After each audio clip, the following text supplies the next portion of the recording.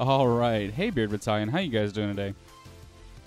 So, we are going to be remaking this orc because I'm not satisfied with it. I want something. I thought I wanted cartoony. I thought that was what we were going to do. Turns out I don't want cartoony. We're going to go a little bit more realistic. So we're going to have fun with that. Funny Sunny Kitten, it's been a while. How have you been? We're also working in the same one where we have the harpy that we sculpted. I'm not a fan of that either. We'll probably recreate her as well. But let's go ahead and just kind of tuck these guys away under a prototype folder.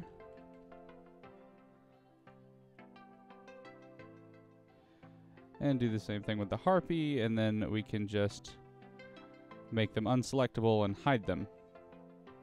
And we'll just delete these annotations. I'm glad you're doing good, Funny Sunny. How is this orca? Eh, it's good. It's good. We're a free willy. Okay. So, let's move this back right about there. Yeah. That looks fine. And this is just our height block area, so we're going to keep that in mind. But you know what? I'm not even going to worry about that for right now. So we're just going to go ahead and... so we can kind of hide all that stuff, and we'll hide that too. Where did I make... oh, I haven't made anything yet. Awesome. Cool. All right, then. You took a break from Twitch. Yeah, man, me too, actually. This is the first stream that I've done in... well, the second stream. I streamed for like an hour and a half yesterday. But, yeah, it's the first stream I've done in like 2 weeks. I took a 2-week break.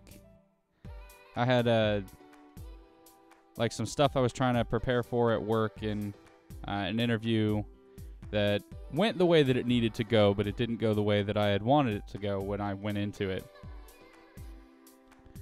So, everything works out in the end, though. All right, so we're going to do the realistic orc. And maybe we'll try to get actually realistic. I don't know. We'll see. We'll see. I'm not sure how realistic I want to go, but we're going to sculpt it until I'm satisfied. This is the orc base. Cool. So, what we're going to do is we're going to go ahead and jump into edit mode on the modeling side of things. So actually, let's go back to layout and stay in object mode over here. And we'll just maybe look at this from like an angle just to see how it's going. So in edit mode, what we'll do is we'll go ahead and just collapse all of these. So we'll merge this at the center. And then apply our modifiers. So we're going to apply a skin modifier. Actually, we need to apply a mirror modifier before that skin modifier, so we'll move that up in the stack. So mirror, then skin, then subdivision surface. And there we go. And that's basically it. The skin is saying there's no root, though, so that's okay. We'll go ahead and just kind of make things the way that we want them. So we'll go ahead and grab everything here, and then we'll just move it up on the z-axis decently high. So what I'm trying to do is keep this pivot point like between the feet of my character. So we'll see how it plays out, but it's a weird cube, yeah. So let's see. We'll just go ahead and kind of make a leg area for us, and then we're gonna end up sculpting all this anyway. So let's take that to the ankle, and then let's go back and jump into X-ray here, and we'll just extrude this up on the Z. Morning, Legendary. How you doing today? It's the Z-axis, Funny Sunny. It's the Z-axis. All right. And what I really want to... I like this, which I don't need it. You can actually get this different ways. But I'm trying to maintain a solid edge loop through the middle here. That's a huge part of this process, the way that, at least the way that I do it. So I'm trying... if I can maintain that, things will be good. It's a stretchy leg. All right, whatever. We're just gonna make the kind of skeleton of the character, and then we will You know what, let's scale that on the X to 0. So now they're perfectly aligned, perfectly straight. And we can just move this up and say maybe that's the center of the chest. We might come in, place another one, and then, hey, we'll go to the shoulder. The shoulder's going to be a little wider than the hip. You might draw in a bit, but not too much is going on this morning. Well, I'm glad you're having a good, chill morning. We'll take this all the way up, and this will be our neck area. So what we're going to do, we'll just Control A, drag that up, try to give us our Y shape here. And then make this little base a little better. And that looks a little strange, but we'll keep working on it. It'll be fine by the time that we decide we're finished with it.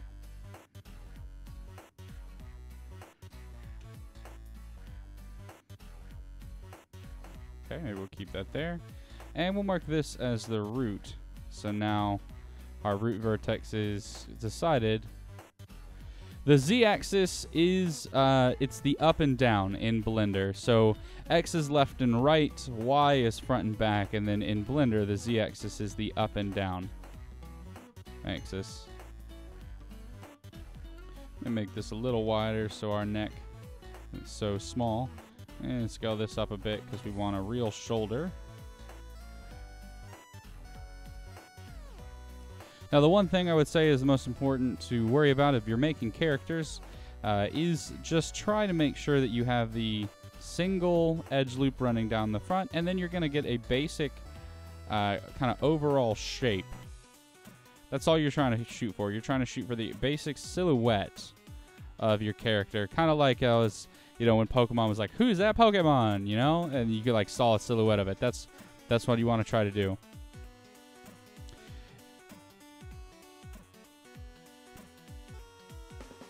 It's not that you want to mark the root after everything else, right? You can mark the root at any point, Legendary. The problem becomes when you actually, like, you mark it and then you extrude off that root, then the root moves. So I want to see if I can we even see the root? I wonder if that's an option now, just to display the root. Because it used to display, when you had a vertex marked as root, like if we marked it as root, there used to be a red circle that would appear there. And I wonder why it's not showing up. But we'll go ahead and put our root back. But yeah, changing the root can actually change the way that the model is shaped and created and all that jazz. So, all right, and these, I just feel like this is too. Yeah, there we go. That's better.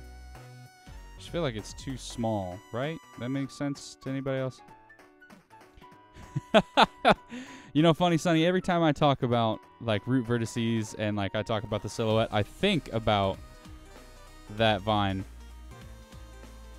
That vine is hilarious. All right, so we're just going to place maybe a bicep. That's maybe the bicep. I don't know. Somewhere in there. And we'll take another one down, and we'll go to the wrist. And let's actually subdivide that.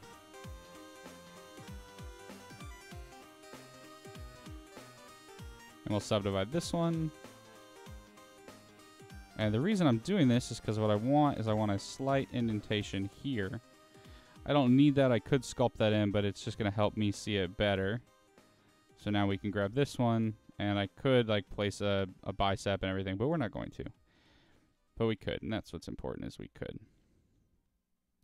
Actually, and you know what, I really, gonna be honest, I think all of this is too long. So that looks better. That looks a little better.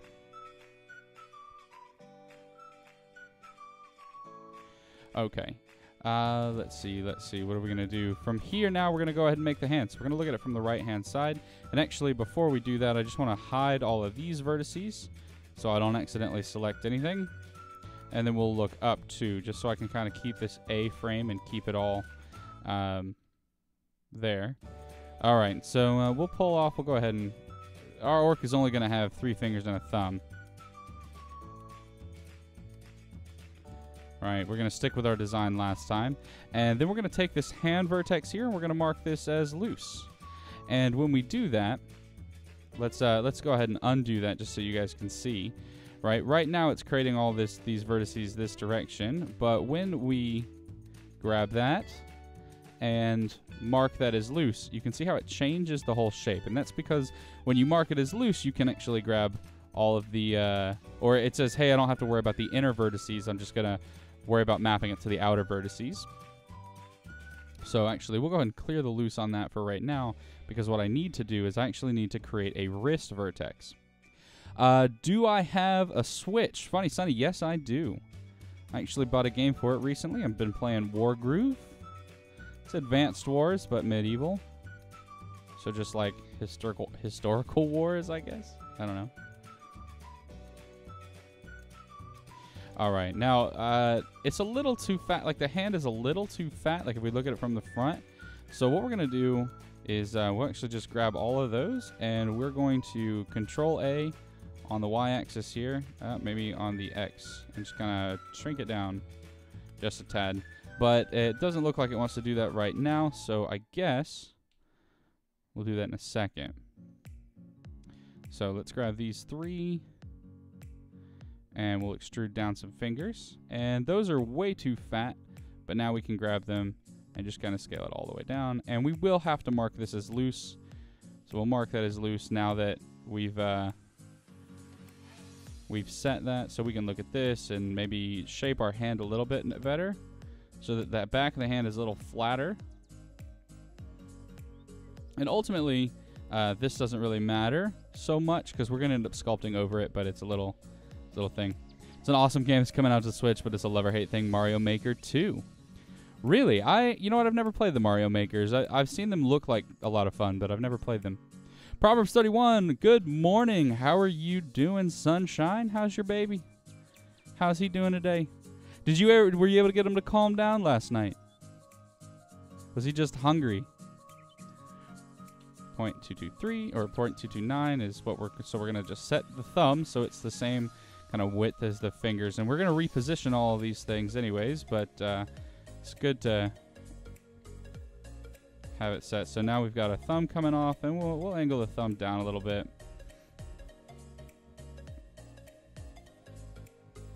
You never had the first Mario Maker? No? Why not? Why not, Funny? Why didn't you get the first Mario Maker? Grab all of these, and we're going to move them a little bit closer. Now, here's the thing. Fingers aren't one size fits all, so we'll scale this down just a bit, and then we'll go ahead and grab all of these and just subdivide them. And let's see, how many knuckles do we have? We have 2 knuckles in our fingers, right? Once you get past the where it connects to the palm. So we're going to not just subdivide once, we'll subdivide twice and get that second knuckle in there. And then we're going to just kind of just place these a little bit. He was hungry, and then he went to being mad, so you gave him a bath, and to bed he went. I can't deal with you. Go to sleep. Nice playing with his dad as you work on organizing the milk stash in the deep freezers. Nice. Oh, so you didn't have a Wii U and you didn't want to get the 3DS version because people said it was terrible. All right. Yeah, Funny. That makes sense. That definitely makes sense. All right, so here's what we're going to have to do. We're going to have to now manually position these fingers and just kind of make it a little nicer, because right now you can see the mesh. The mesh is all kind of kinked and messed up and all that jazz. So go back to the x-rays and grab these and then pull them over just a little bit. So now that the mesh is defined, and maybe we'll look at this from the front and pull this up just a tad. Maybe we rotate that down too. All right, and we're just trying to get a solid consistency over here, because if we don't get our base mesh looking right, what's going to end up happening is, okay, now we got to redo that. So let's just rotate again.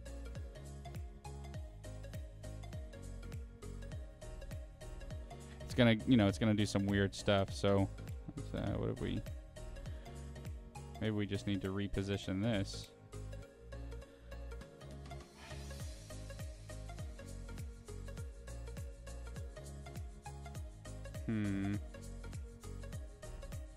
Maybe just this one. What happens if we just move this one up? That makes things look weird. Okay, we're gonna just keep playing around. We're gonna get this right. Is this Shrek? No, he's an ogre. We're making an orc. Okay. So this is one of the, gotta be honest, this is one of the more annoying parts of the whole process. It's just, oh wait, let's just scale this down. It's just trying to get all of the faces to look right. And then once we go into sculpting, we're gonna end up fixing it anyways, but doing this base work and the grunt work is just, it's just tedious. I don't mind it, but it's just meh. All right. So now that's better. Now I guess all we had to do is move the other knuckles to within roughly the same position of each other. And no. You have 2,000 ounces already frozen. That's nuts. How much? Okay. So Proverbs, so like you're talking like you're like breast milk, right? Like that's what you're talking about. So you've got 2,000 ounces of breast milk stored. That's insane. How long do you plan on like breastfeeding, if I can ask that, right? If you got 2,000, I don't know how many ounces 2,000. Well, 2,000 is 2,000 ounces, but like I don't know how to quantify that. How many ounces is in a gallon? Ah, beard ups. All right, I'll be right back. I owe 5 beard ups. I'll be right back.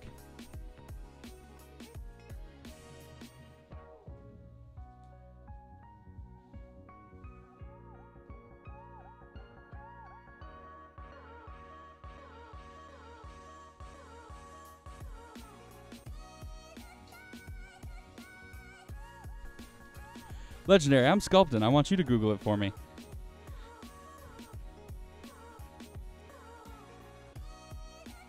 All right, so this finger is good, and it's got a nice curve to it. So what we're going to do, we're just going to hide those so we can't affect them again.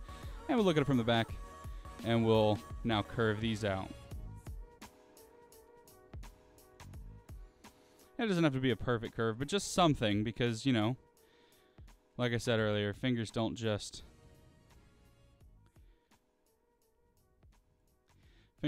land straight. You pump 60 ounces a day. He needs 25. That's nuts. You want to get him to a year. So if you've done your math right, you only need to pump until he's 6 months old and you have enough. Okay. That's nuts. Why a year? I mean, I'm not a parent, right? So I don't know. What is there like a real benefit? I mean, I've read that there's a benefit to like intelligence. I don't know how true that is, but I've read that. All right, let's go ahead and bring these back. And I actually want to just move this entire one back here. So we'll rotate that and then kind of move it back just a little bit.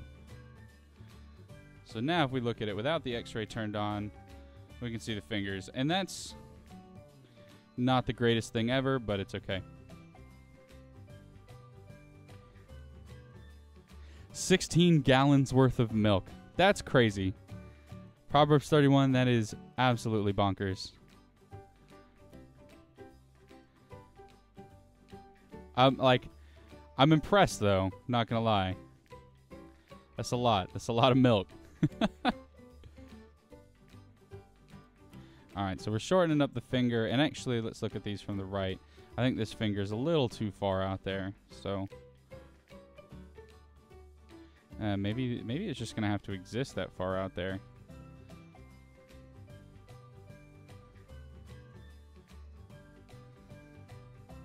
That'd be weird. That's just kind of like a weird length for a hand, right?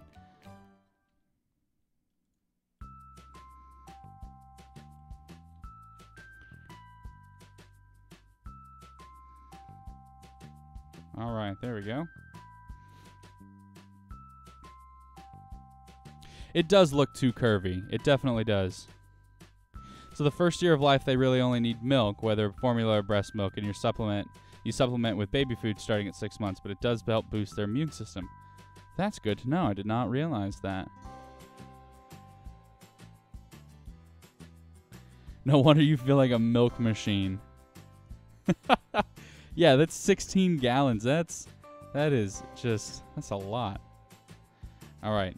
Funny, you were right. It is a little too curvy, so we're going to...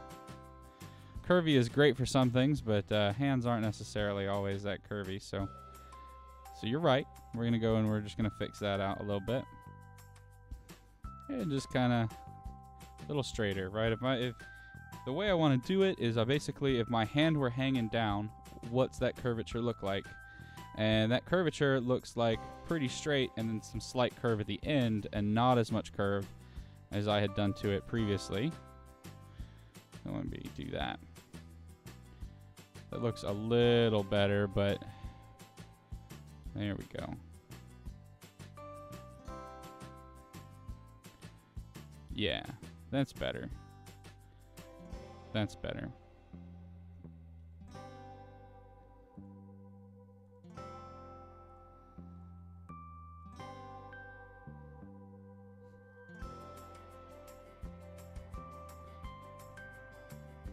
Well, here's hoping your kid's immune system is going to be fan-friggin-tastic with all that work you're putting in.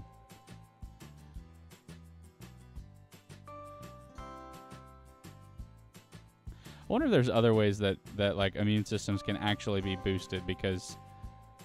Oh, shoot. Have I been moving the wrong finger? All right. The middle finger definitely needs to be longer. Like, it's just going to look wrong.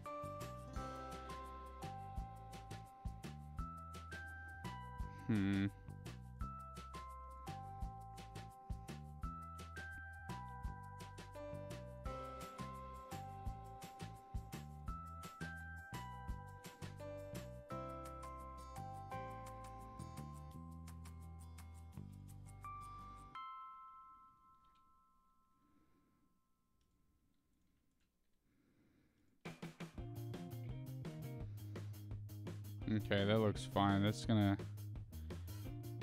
need a little work. There we go. All of this is gonna need a little work. It's just trying to get the basic shape down. Yeah, you should figure out the amount of time that you've pumped in. That's nuts. And then once you have that number, you should write it down so that when your kid is being disrespectful later on, you'll be like, I spent this much time trying to make sure you couldn't get sick. And you're going to treat me like this? No, no.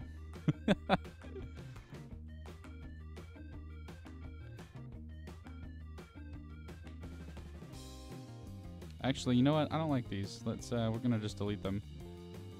And I'm just going to duplicate these. And move them along on the y-axis here. We'll add them. And that actually looks kind of good, I guess. Except maybe I want these to come up just a little bit higher.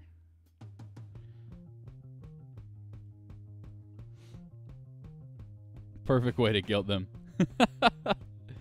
Yeah, I'm not gonna lie. Like 16 gallons of milk, that's insane. I didn't realize humans could make that much. That is never something I've thought about.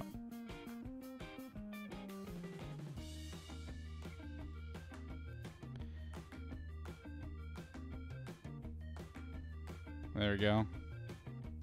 It's a bit more proportional. Still think maybe this. 240 hours and 2.5 months. Dang, woman. I hope you spent some of that time watching TV. Or doing something else.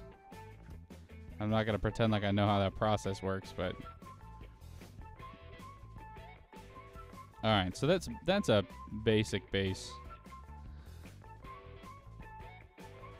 Alright, and actually we'll go ahead and move this down on the Z. So the one thing I've made sure, let me actually, now that we've pulled off both pieces, let's just make sure our mirror modifier has clipping turned on. Because what I don't want is I don't want these to be able to pull away from the scene. Or pull away from the centerpiece. Because if they pull away from the centerpiece, then I would get mirrored mesh. Like you can see right in here how the mesh is kind of mirroring itself. So we'll just put that back.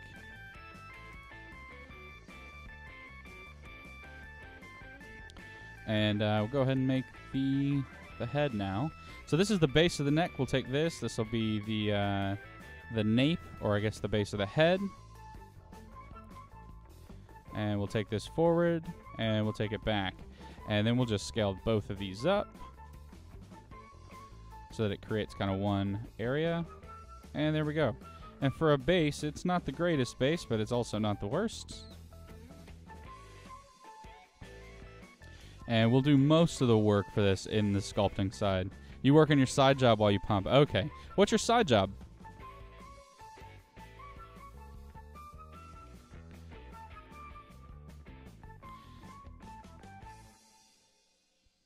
All right, there we go. So we're gonna just move this forward, give ourselves a little bit of a bend in the knee, because you know what? They're not gonna.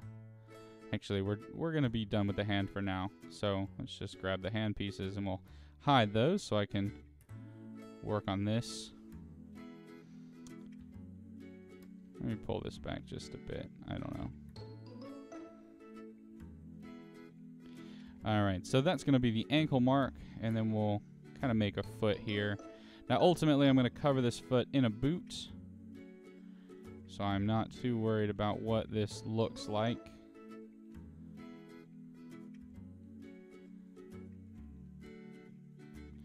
Just something to give me some would enjoy doing work like that. Anything to get out of retail, right? Okay. So here's what's going to happen. We're going to bring back everything. And I guess I'm going to, you know what? I'm going to grab all of these right here. And we're just going to move them up, because the legs are too short. There we go. And now I'll deselect the legs. I guess I got to control select, yeah. And we'll move this up just a little bit more.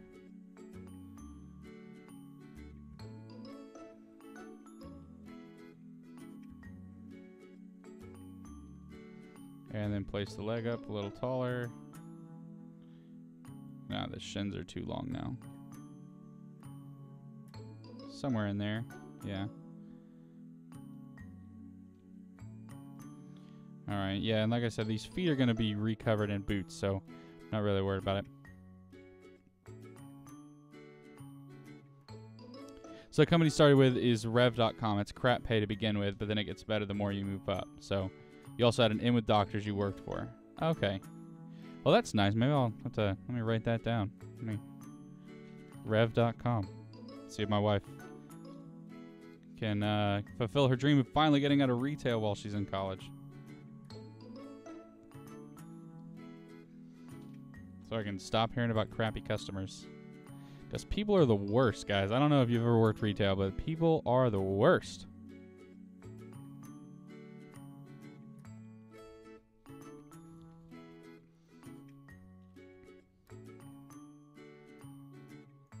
All right, and let's see. We're gonna take these, and not this one. And we'll move this up too. Oh, that just looks wrong. We can do a lot of work with reshaping that though. But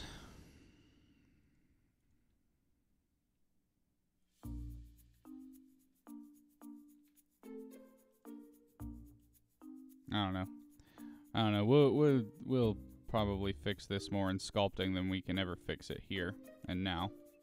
But a good base is essential for getting everything in the right place. First job, not going to try and work in retail or a restaurant. Restaurants can be okay. They can be fine. Alright, so that's where the hand really needs to be, and then we'll take this, and there we go. That's probably a decent transition, and that looks more proportional.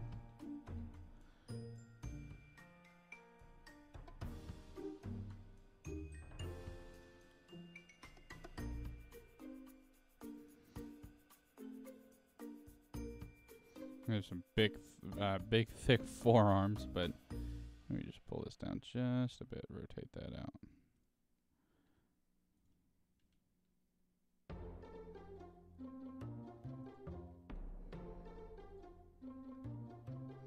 All right, we're trying to get him to be in a pose. You know what? Dang it! I hate the three-fingered look. I do. I hate it. So we're gonna get rid of it. So we're gonna just duplicate these over on the y-axis here, and then I'm gonna join those together, so we can have a real hand here. Something.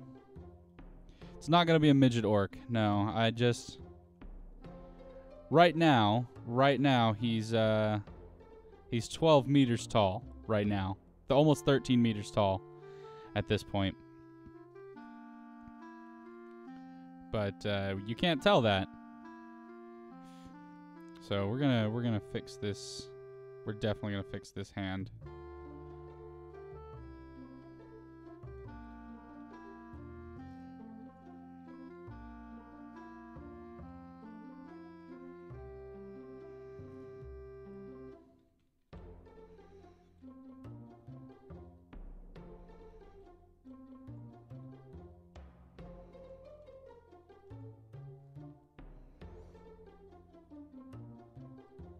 Yeah, I'm not hands are hard. Hands and faces are hard. The rest is pretty easy. All right, let's redo this hand, I think, ultimately. No, hold on. We're just going to redo the entire hand. So we're going to get rid of these. Not these. And just delete those vertices. Cool. So then we'll grab all of these and extrude them down. Maybe move this over.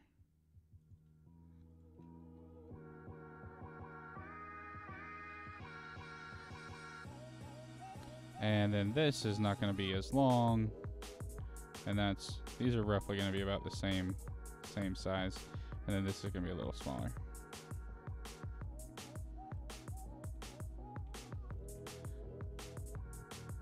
Scale X0, put them all on the same plane.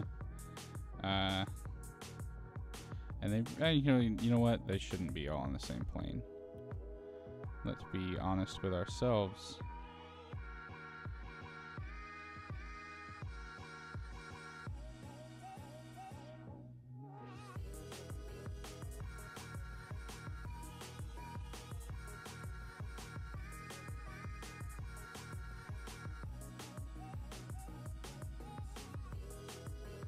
Oh, okay, so we'll grab this one.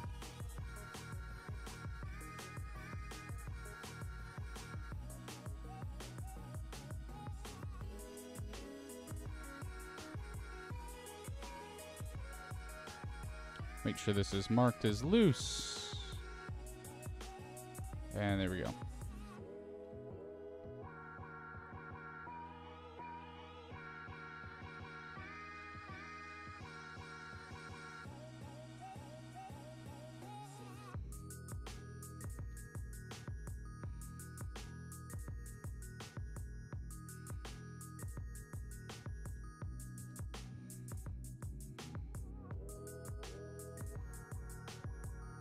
How do you edit hair in Blender? Well, there's a couple of different ways. So you can make hair cards. That's an option. Let's do this. I can't work with those, so we'll hide those. So you can make hair cards, and like using particle systems and everything, and that's a lot of fun, but it's also a lot of work. Or you can make Bezier curves and make stylized hair, or you can kind of sculpt it and get that sculpted hair Fortnite. That's the one I use, but a lot of games and art uses that sculpted hair look just because it's a stylized thing, so you don't need it to be super realistic. Ah, okay, that works. All right, so that was able to make it a little nicer in between my fingers. And all I had to do was move the palm vertice out a little bit. And when I moved it, it like reset all of those things. So now we're looking at it. They're really tight together. So all I have to do now is kind of scale them down a little bit. And it should give me some some decent fingers. But maybe I want them to be that fat because this is an orc after all, and he's going to be pretty muscular. So it would be weird to have dainty fingers on the orc. So maybe we just move this out, and we'll grab this as well, and we'll kind of move that out and just separate these things a little bit. I might still have to...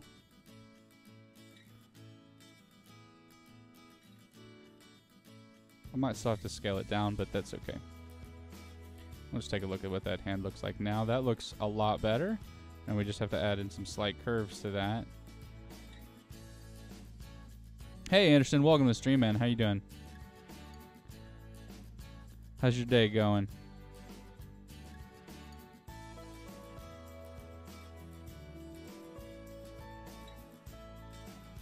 All right, let's get back in here. We're actually gonna move this a little bit more to fit the feel.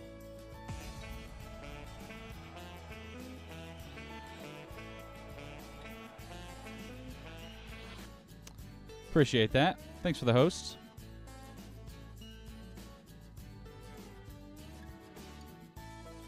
All right, and this needs to come down a little on the Z-axis. Or maybe we just rotate it a little and then pull it down. I don't know. Just trying to get the placement right is one of the more difficult things. And then we're gonna have to do. We're gonna have to sculpt this anyways. But that looks like too far out. So I almost want to just grab all of these and just move them on the Y-axis a little bit. Do something like that. Maybe scale the whole thing in. Place that a little better. So now, yeah, that's a much more even transition. Gotta resub real quick. Well, I appreciate that. I do appreciate the resubs, guys. Your Twitch primes are always welcome and appreciated.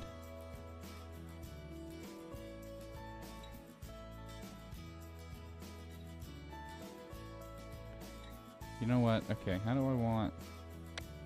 Just trying to get this one freaking vertice. Maybe we just scale that down just a bit.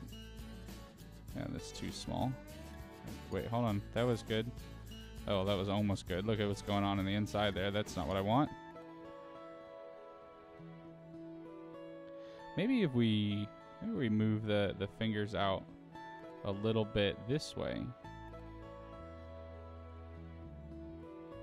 Right, because the fingers all kind of go in their own direction. Just a little bit.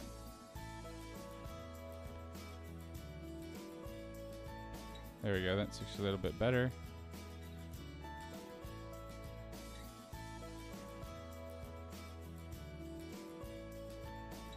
Hold on. Let's just move all of these. Scale, X, 0, there we go. Now they're in the exact same position on the X-axis.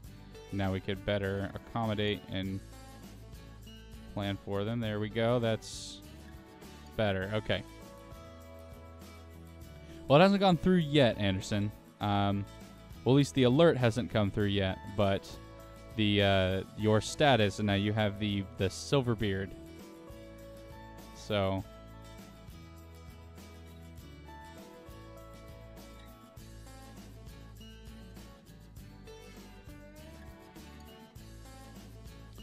all right.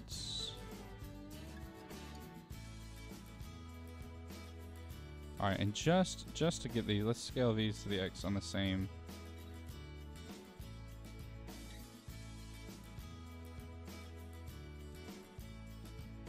All right, there we go. That looks actually pretty even. That looks like something I can work with. He's got fattish fingers. The whole thing looks a little out of place though, so maybe we'll grab this and we'll scale it down towards each other. Just trying to keep things.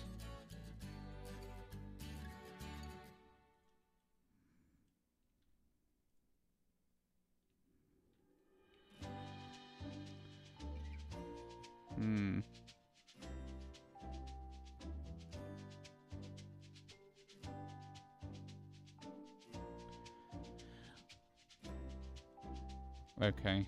Yeah, I'm not a fan of these blocky hands.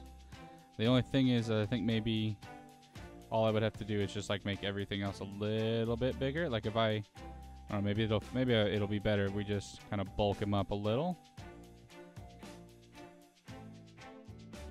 Now those hands kind of fit, right? It's just because he was too thin earlier. So there we go. So now he's got some big arms, you know. But now we just got to make him actually look okay with him. So that's good. We'll go ahead and we'll put in the hand joints now. So we'll add in 2 subdivisions, and now we can place that curve of the finger. So the index finger is basically going to stay out straight. And we'll kind of put this like right here, maybe with a slight curve at the bottom. But it's basically going to be straight. And then every finger is going to curve in slightly more than that. And we'll just take this out there, kind of match that, and then kind of rotate these in and down.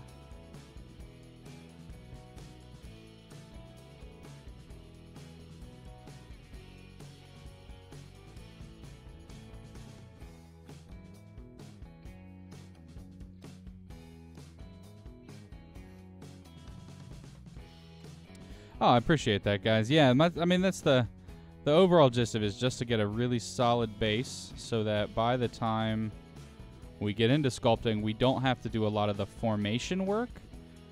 We just have to do the sculpting work. That's really like what we're trying to go for here. All right, so now we've got that curve. The hand is curving a little bit more. That seems just about right. At least for the way my hand curves. Your hands may be different, but that matches my hand curve pretty well.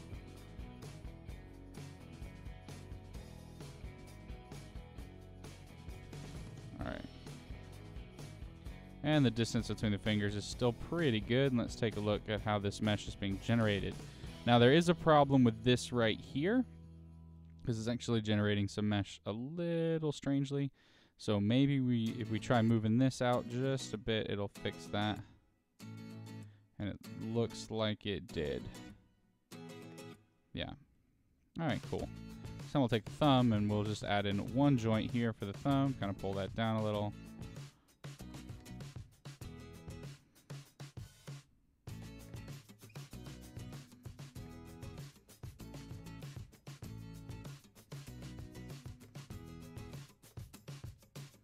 Alright, there we go.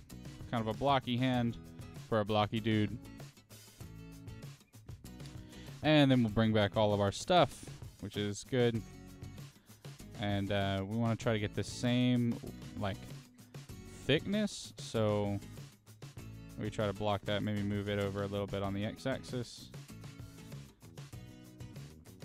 Maybe not that far. Alright, I'm just trying to get the full... Okay, that doesn't quite work. So let's subdivide that.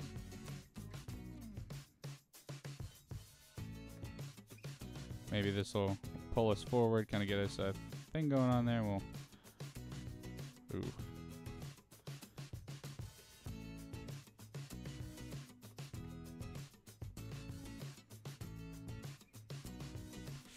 Man, I'm not sure I like that. Okay, let's just take all of this and move this over on the x-axis, and then we can kind of bring this up and bring this up, and now we're Hulk hands in it.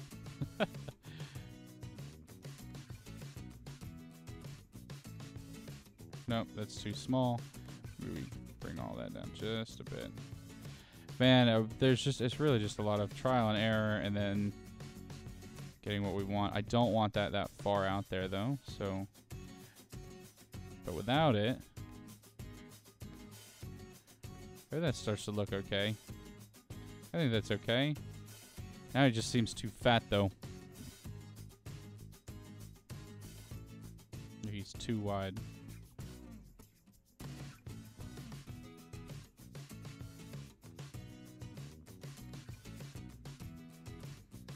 There we go. That's okay. It's a little bit Just a little bit more A-framey.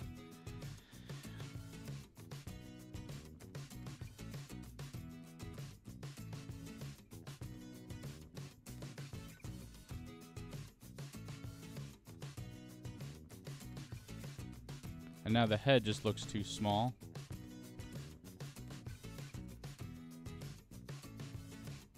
So we can fatten that out that way, and then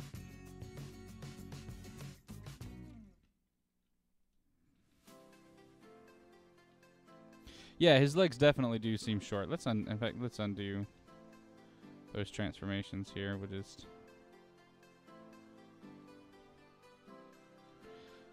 and that's generally my issue. We'll just move this up. There we go. He's trying to get all the proportions set right. Now that looks a little bit better, right? Looking a little flabby, sir. Meister, welcome to the stream, man. How are you doing? Woo! Tier 1 sub. Let me hit those push-ups. I'll be right back.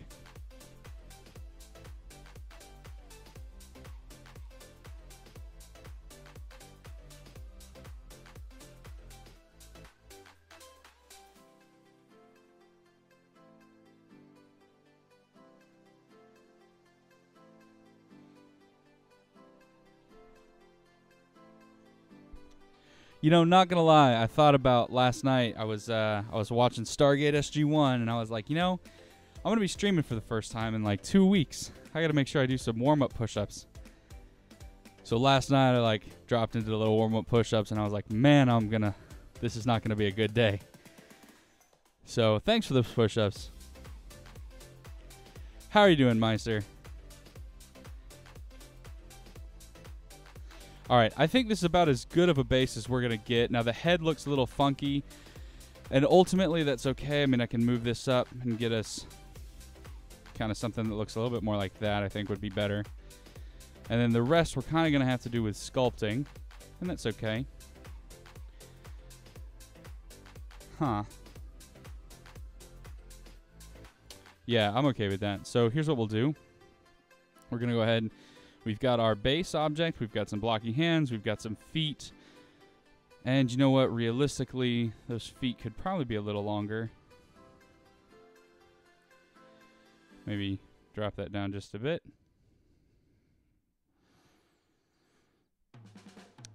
Hey there, Who-Man. How you doing? I'm glad things are going good, Meister. That's that's good to hear. Hey, were you how'd the new job hunt going? How was that job hunt going? Who-Man, good morning.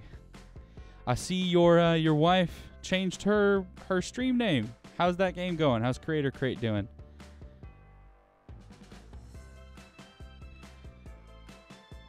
All right. Cool. So we've got a base, and now we just want to duplicate said base. And we're going to put this in our backups collection. So orc base, here we go. We're ready.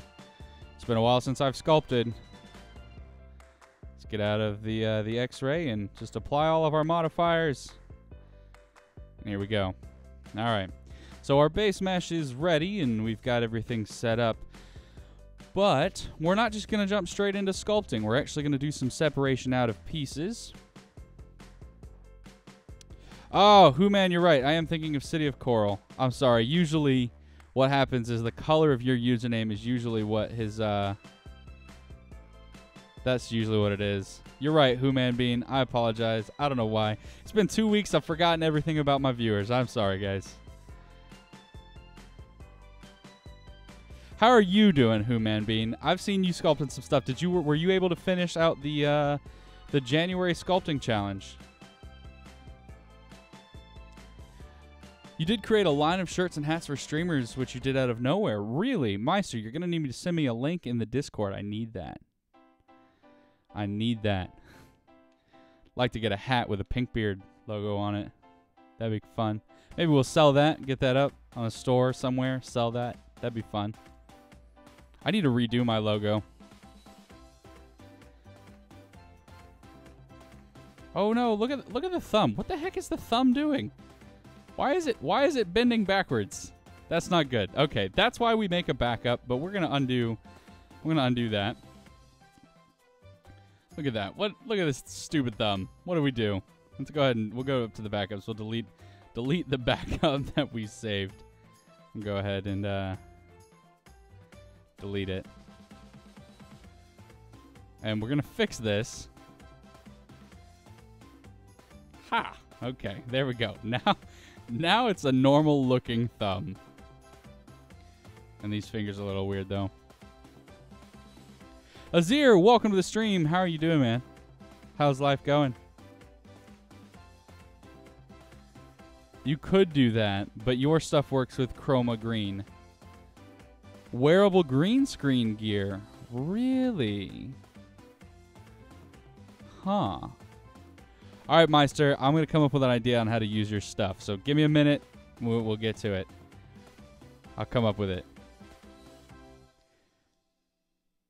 I'm doing all right, Azir. I'm doing all right. After a 2-week break of streaming, I'm glad to be back.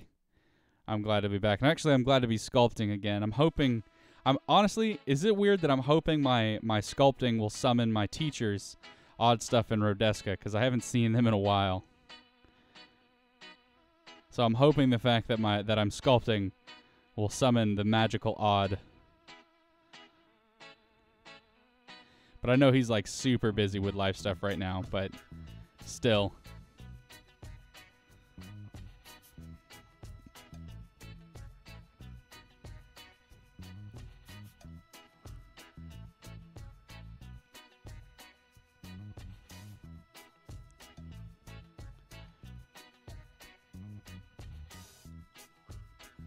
You leveled up with each sculpt. That's awesome, Who Man.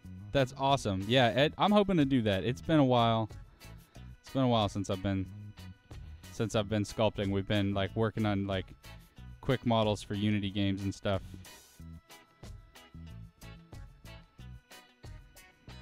Huh. Maybe we just need to move this around. Maybe that'll fix it. Yeah, there we go.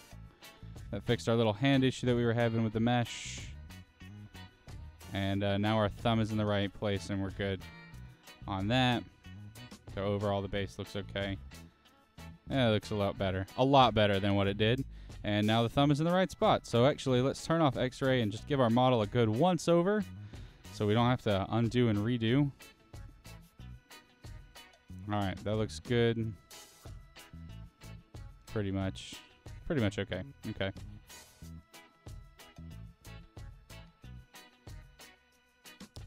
So your life's going bad. Your character transition in Unity sucks. You uploaded those photos to the Discord channel. Okay, so yeah, so I've seen your transitions. I'm not happy in what's going on.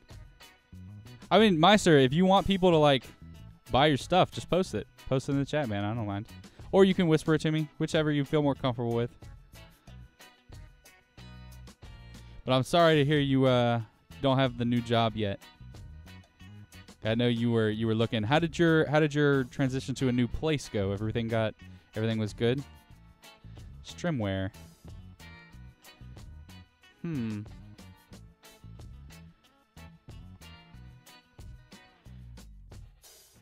Yeah, I'm gonna check that out. That looks like it would be fun to play around with.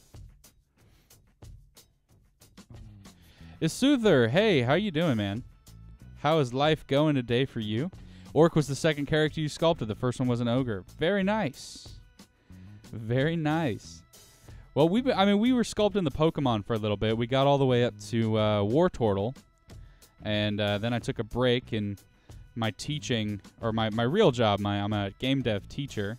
So that took a step away from sculpting to do a little bit more programming. So I switched my streaming over to doing like some short games for my kids to follow along with and have reference material for on my YouTube channel.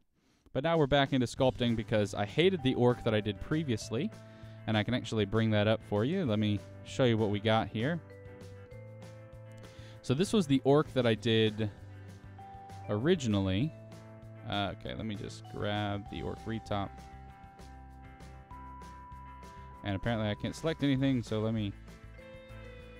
There we go. So this is the orc retop that I did, and if we were to see him kind of rendered, right now he's just blue, and he's got a normal map applied and everything. So we did all of that, but not happy with it. I'm not happy with it for the game that I wanted. I thought I wanted cartoon, but apparently I don't. So we're redoing the ogre, or redoing the orc, and we're going to make it a little bit more realistic, so it should be fine. But yeah, Isuther, if you want to show it off, definitely drop a link to your Imgur or your ArtStation or whatever, and show off your work. I always love to see people's work. I will tell you though, chances are if you put a link in the chat, I'm going to show it off on stream.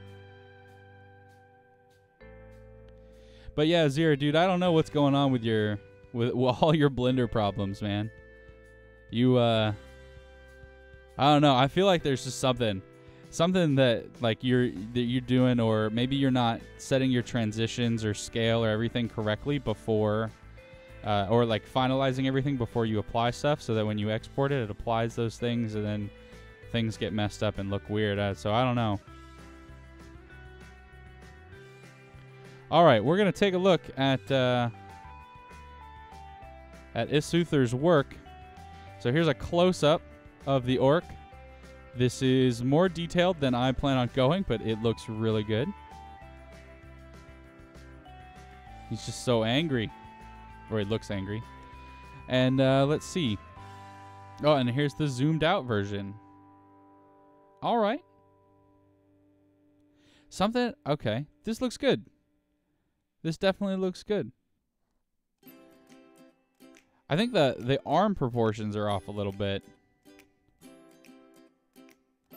Or maybe it just seems like that. Like it seems like maybe his legs are too long for his arms or something. I don't know. But this is a very good model. So like, well done, Isuther. I'm gonna try to shoot for something like this, if I'm being honest.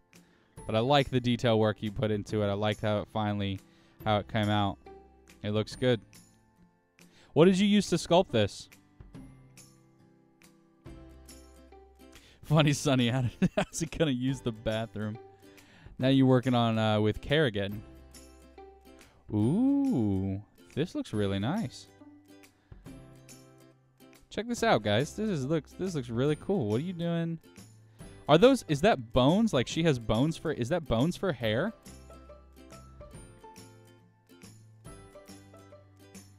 Ragathan, welcome to the stream. How you doing?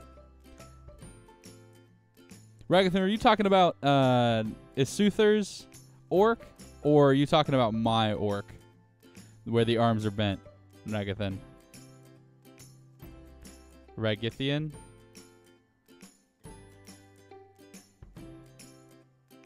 Oh, StarCraft Kerrigan. Okay. Next star is at the top of the head. Oh, the nice-looking orc. Okay, I got it. Are you sure you're not talking about this delightful-looking base mesh?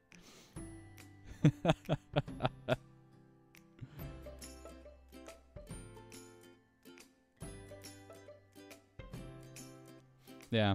All right. Well, this looks really cool. This looks really cool. I hope one day my skills are at this level. I just have to do more of it, and doing more of it is just time consuming, right? And I don't know. I try to bounce around with all my skills and everything. So like sometimes I'll I want to do programming today. But I've realized that one of my weaknesses. All right, I think the base mesh is actually ready. I think it's ready to actually work on and sculpt. So we're gonna go ahead and now we'll make our duplicate base. Before we didn't have that, so drop that to backups. And then we can apply all these things now. All right, so here we go. The thumb looks normal. Fingers look natural. Feet are okay. It's good. Yeah, Kerrigan looks really good, Isuther. I don't know. One day I'll be there. One day I'll be there. But okay, so what we're going to do is we're actually going to start separating off these pieces, because some of these things are going to, like, there's gonna be armor, there's gonna be some extra pieces. So I want to make sure that our orc actually has those things shown. So we're gonna take off, say, right about here for the boots, and that only grabbed the front. So let's go back to X-ray, and I'm gonna switch my selection to box select. We'll grab all of those and separate that using P, and then there we go. So now these are going to be orc boots. And then, let's see, we're going to take the hand off right about here, maybe, and this will be gauntlets. So I'm going to grab the lasso select here, and this, boom. All right, cool. And I wonder if I can shift select the mirror as well. Mirror selection. Oh, okay, one failed, but that's okay.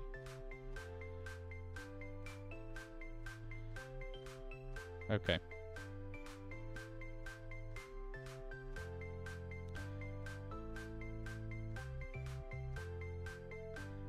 You've had a problem with the model all week, not fine where the eyes had a small line. Huh. Alright, so let's just grab, we'll re-grab this one. And actually, I guess, so it's like down here. It's everything below this point.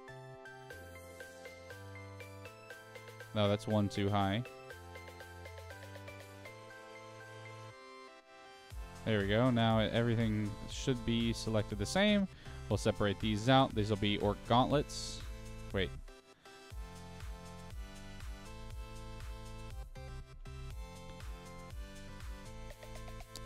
And then I guess this would be the standard body and like head. And we could keep this all together. I don't know. I don't know how I want my orc's armor to be. I don't know if I want him to be like shirtless with like a side pauldron, or like he's definitely gonna wear some kind of pants, right? So I don't know.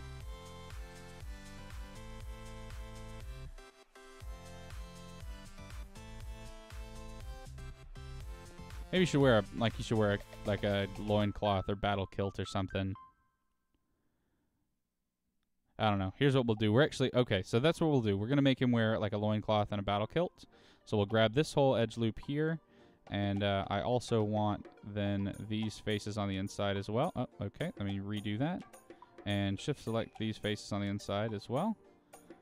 All the way to the back here. Grab those. And then we're going to just duplicate those and separate these off by selection. And so then this will be the orc underwear. So he's not just walking around with his willy out. And let's see. Well, we could just go ahead and keep the rest of the space together. That should be fine, ultimately. So I am going to put a mirror modifier on it. We're definitely going to do that. But right now I'm just kind of pulling off the pieces that I want to make sure I'm going to keep. So the way that I generally do it, Ragathian, I'll like separate out all of my pieces, and then once I've like determined, hey, this is everything that I want, then I'll delete half, apply the mirror modifier, or add the mirror modifier, and then start working on it and let the mirror modifier do its thing.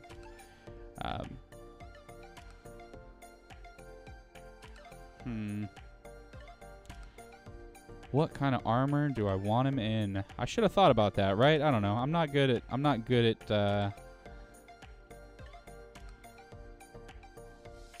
pre-planning things.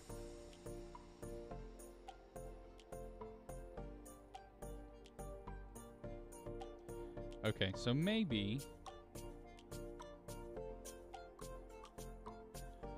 we're definitely going to make him walk around in a loincloth, and then I'll probably give him, yeah, I'll give him some type of like leather vest with like giant honkin' shoulder pads. So I guess let's go ahead and select that. So maybe we'll go like here.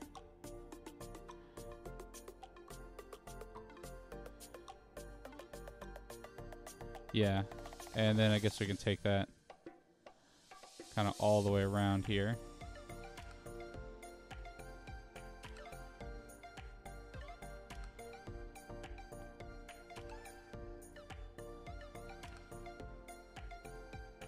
There we go. And I guess, you know what? Yeah, that'll probably be Should honestly just carry that.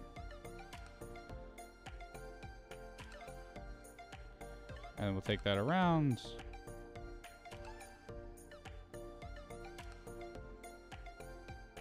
Yeah, there we go. So we'll duplicate that out, and then we'll separate this off, and this will be orc vests.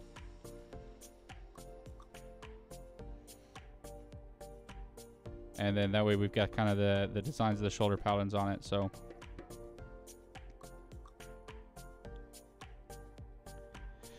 All right, let me catch up. Where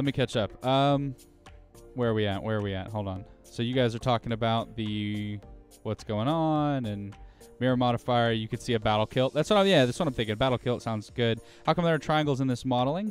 Generally, I try to stay away from triangles, funny sunny, especially for things that are going to be animated and move around. And since this is going to be one of those things that will animate and move around for the tower defense game that I'm working on, and then ultimately probably I'm going to use this model again for something else. I don't know. We'll see. Maybe a higher retopped model, but we're going to try to keep it as quad-based as possible. And then the skin modifier by default actually creates things without triangles if it can. It does its best to attempt that. Will I retopo the gauntlets and boots separately from the body or not? I will be, yes. So like that's why I'm breaking all the pieces off. So I'm going to actually sculpt them and place them the way I want them, and then I'll retop them, kind of bake some normal maps and everything. But we're going to just like separate it out so I can work on piece by piece as it goes. Triggered by the world's shoulder pads? Why? Barbarian Viking-esque outfit could work well, like animal pelts and such. So animal pelts would be really cool, and I think I'm kind of going to go along those lines. But maybe more like tanned hide rather than just like raw animal pelt.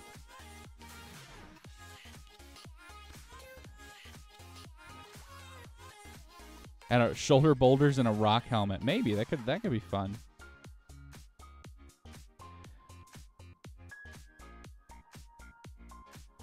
Okay, because your character has problems with shoulder pads, and that's where you're stuck. I relate to that. We are probably going to give him a helmet, though. But I think we'll model the helmet. We're not going to... Like, we'll model the base of the helmet once we've kind of got everything sculpted. So this is the easy part, right? This is the easy part of, like, pulling everything out. We're definitely going to do some type of helmet, for sure. But okay, I think we're ready, right? We've got the orc base. We've got boots that are separated. We've got gauntlets. There we go. Orc underwear. Life is good. So let's go into all of these objects here and then delete the parts that aren't going to actually exist that we're going to have to create. So we'll grab the boots, and then with X-ray on, I'll just grab all of that and then delete them because I don't need them. So then we'll add a mirror modifier. And so now we can work on and model the this boot here, and everything will be fine. And we'll grab the gauntlets and delete everything on the left. Doesn't really matter which side you delete as long as you stay consistent. Isn't this the guy from Super Hot? Yes. Right now he is, yeah. All right, then we'll go into the orc underwear. And switch to box select. Grab those and just delete them. Oh, no. Just delete the faces here. And then we'll apply the mirror modifier. And just make sure clipping is turned on so I don't accidentally pull away. And maybe we scale that up. Actually, let's go ahead and set the origin. Whoa, whoa, whoa. That's not what I wanted.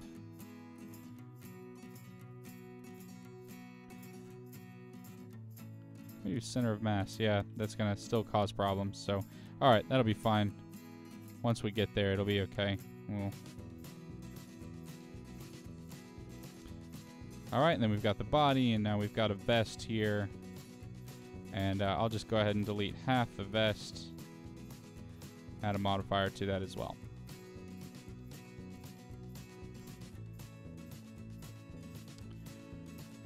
All right. So now I'll go ahead and we're going to just kind of hide these other objects. Where's the orc underwear? We'll hide the orc underwear. We'll hide the orc vest. And so now we have the orc base. And so we're going to get in here with this pretty nicely. But before we do that, I'm actually not going to create a mirror modifier. Like,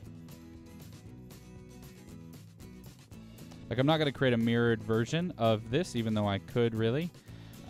Because when I sculpt, it will just mirror across the x-axis for me, so it'll be good. Can't wait for the summer. You get a new PC. The one you're using right now can't handle sculpting. Really?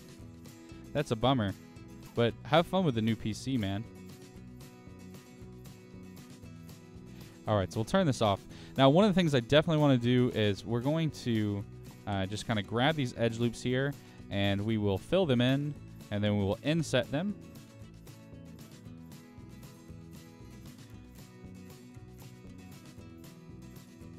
And the reason we're doing this is so that when we get into sculpting everything, these pieces don't pull away from their, or don't pull super far away from their original position. Okay. And then we'll have to do the same thing with the gauntlets and everything when we get to that, but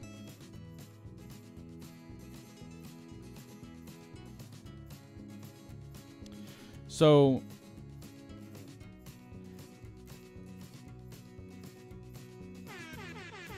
opening act, I use some push-ups. Let me hit those real quick and I'll be right back to answer Ragathan's, or to respond to Ragathan's comment.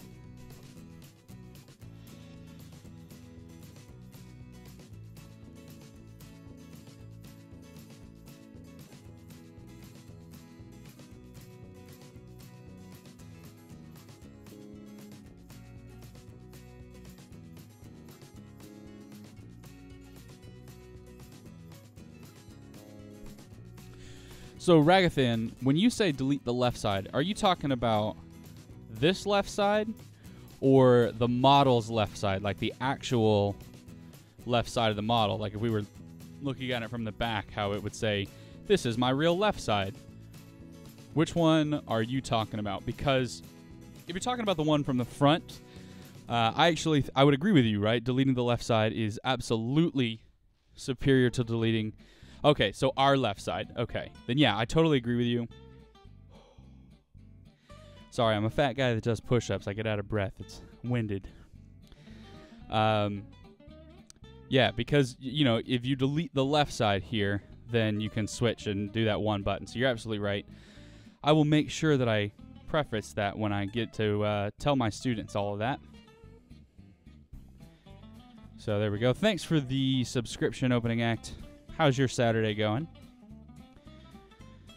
All right, and I think I've put off all the sculpting time that I've put off, and we've made a decent base. We've separated out our pieces, but before we go any further, you know what we're gonna do? We're just going to we're gonna fill in this gap on the gauntlets as well.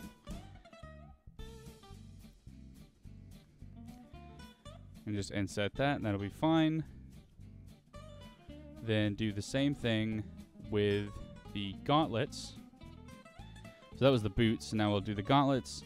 And we're not going to do the vest because that's going to remain open, so it doesn't matter if you can see through it. We'll just apply a tiny like a solidify modifier to it in just one or two places. And we're not going to do this with the underwear either for that same reason. If you really want to look up into an orc's butt cheek, you guess you can look into an orc's butt cheek. I'm not going to judge. All right, so now we've done the best that we can do with the base, so we may as well get started on the sculpting.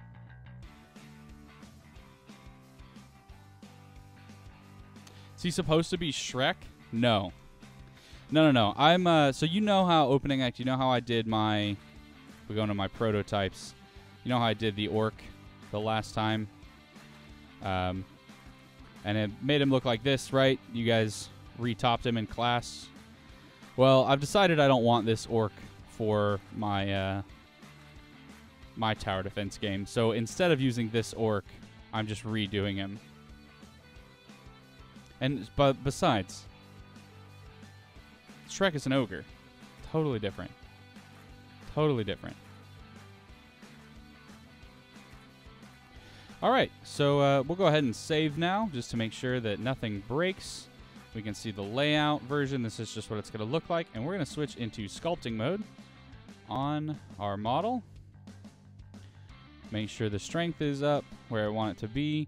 And we're actually just going to grab our inflate brush. We can do that by hitting the I command. And then we'll drop our strength down to about 0.15.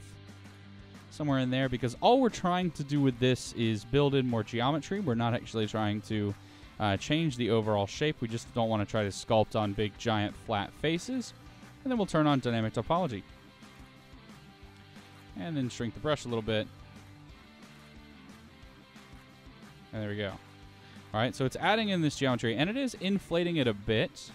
But then when you smooth it out, what you can see is that all of that geometry that we just put in there has been added. And so it kind of smooths it out and puts it back to its original position. So this is the way that I like to start out all of my mesh sculptures, just so I can make sure I've got enough geometry in there that when I do any motion, it'll be okay.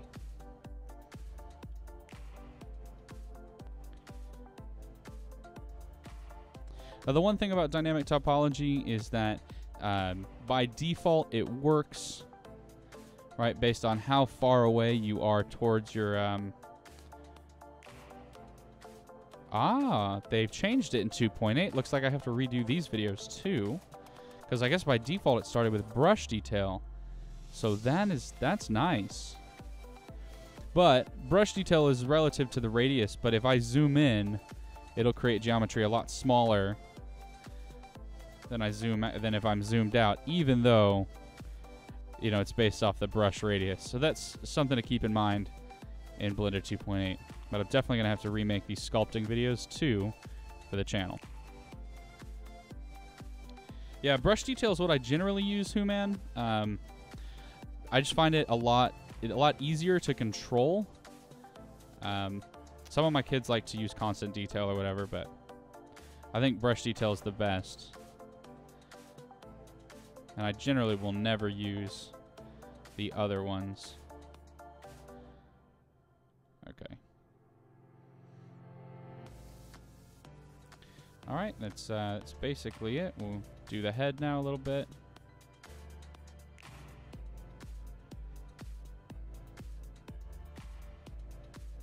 Kind of smooth it. Try to get that rounded feel, even if it's not perfectly round. All right. Now, I hate sculpting.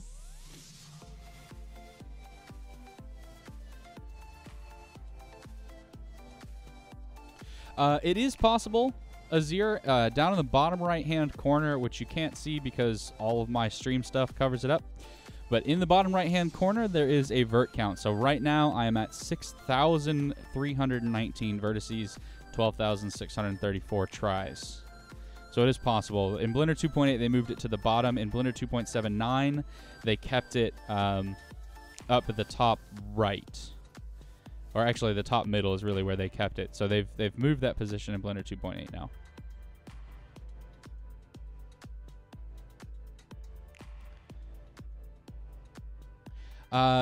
Yeah, so the hands and feet, yes. So now it's adding in triangles because it doesn't matter, and it's sculpting. But the good news, I guess the thing is, Funny Sunny, we're not going to be using these triangles in the final version. This is just for sculpting. Once we get our detail in there, we'll have to retop the model, and that's a pain. So, all right.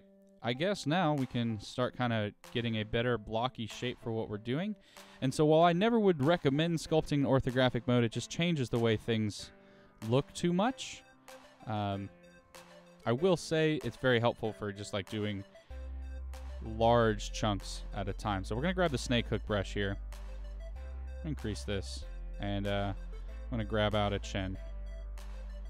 Just kind of block out the face. And we'll just pull this down. And you can see it's adding and increasing and moving that out. And then we'll look at it from the front and kind of do the same thing and just kind of pull.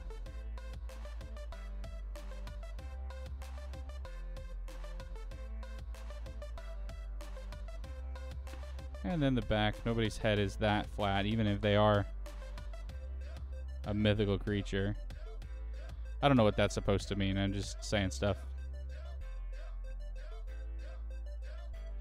Human, no. If you have a copy before you start, my copy is just in case I mess up my sculpture so badly that I'm like, I hate that, right? My copy is to go back and, like, redo it, right? Or my copy is like, oh, crap, I messed up, or I hate it, let me delete it, start over, I have my base. So the retop, though, like, it's going to basically be in the shape of the base, but the geometry isn't great, so I do manual retop anyways. You, sir, are a mythical creature.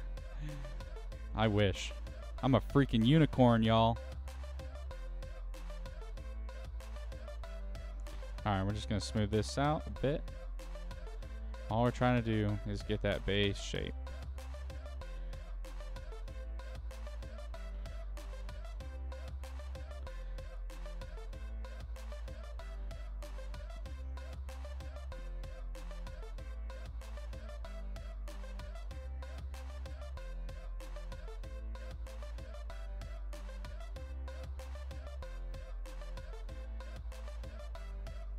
Okay. And you know what? He should have probably a bit more angled of a face, so we'll just kind of push it in just a bit. There we go. All right, and now we can look at that from the front. And so, okay, where will our nose appear? Our nose is probably going to be, like, if our chin is here, let me make sure I can see my annotations. Yeah. So my chin is here, which means my mouth is probably going to be right about there. So my nose will be probably right there now. That doesn't make any sense. What is it? D control? No, because it's D right click to get rid of that. So that's probably going to be like the lower lip area. Gotta give him a big chin. Maybe the upper lip area. And so then the nose will probably come out to like right there. All right, good enough. We're just going to pull the shapes until we like what we see. So we'll take it there. That's fine.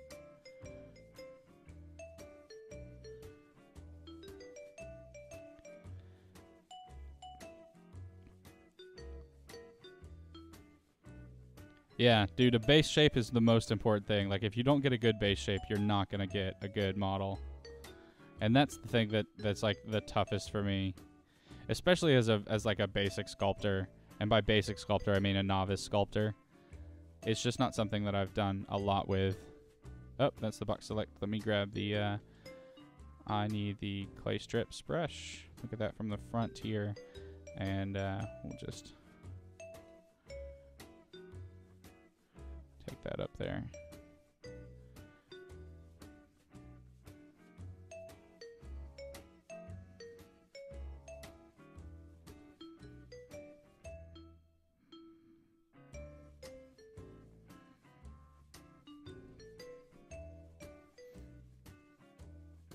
There we go.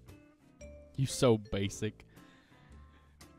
Give him a manly face. Sharp jawline. Sharp jawline. Yeah, I can do that.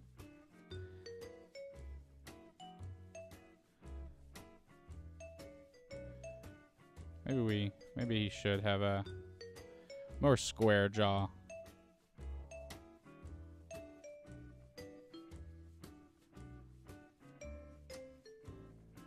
Okay, there we go. Just trying to get things to where they need to be. Maybe the chin's gonna come down just a little. Smooth that. There we go. I don't know. Just blocking it out. Doesn't have to be perfect. And ears generally go from kind of like the middle of the eye up to about the top, and then they come down. Maybe we'll say that's roughly where his ears are going to be. So we'll grab the draw brush here and just real quick just set in an ear path. It's not going to be perfect, but it's going to be something so I can come in and look at this. Play risky with the snake tool. Nah, man, the grab tool just moves stuff around. I like the snake tool because it recreates geometry and I don't have to worry about it like accidentally doing stupid things. Because sometimes I've used the grab tool and then it doesn't do what I want. But the snake tool pulls off what I want. So, all right, cool. So now I can, we're good. That's a general decent look. Not super happy with it, but for now, it's fine. So let's grab the inflate brush here and give our man some, we're just going to give him some traps. And a thick neck. This man puts the weight of the world on his back. He's an orc. He can handle it.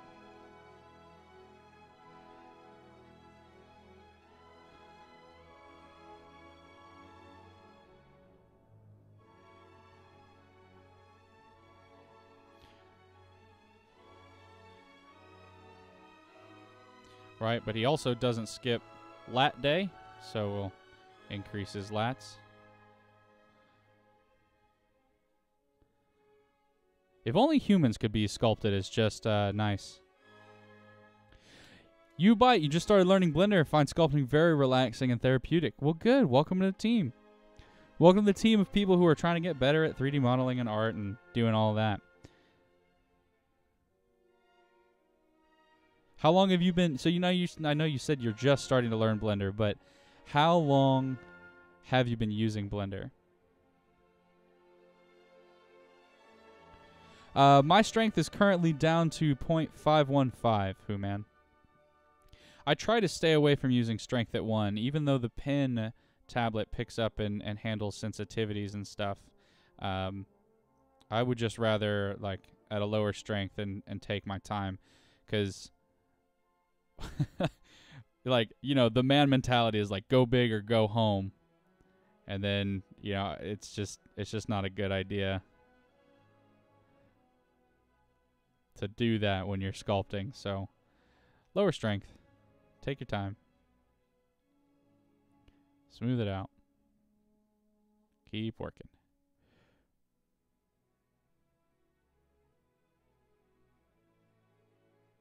That's a fair point, Ragathan. I've got to be honest. I have never made ears separately and then stuck them on. Never done that. Yeah, so Human, I am using a tablet, and I keep my strength unified between all my brushes. So, and then the pen, like even though it's unified, when the pen tool, like if I press lighter, right, the pen tool recognizes, hey, you're not pressing as hard. So, all right, let's give our man a bigger chest. We'll just inflate his chest up a bit.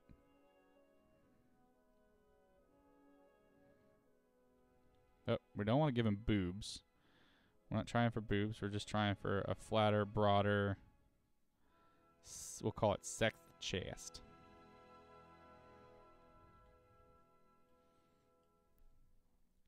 And the real muscle kind of comes down into the shoulder, and then the shoulder increases, and there's a big chunk on the shoulder. If Dragon Ball Z has taught me anything, it's how like manly shoulders are supposed to look.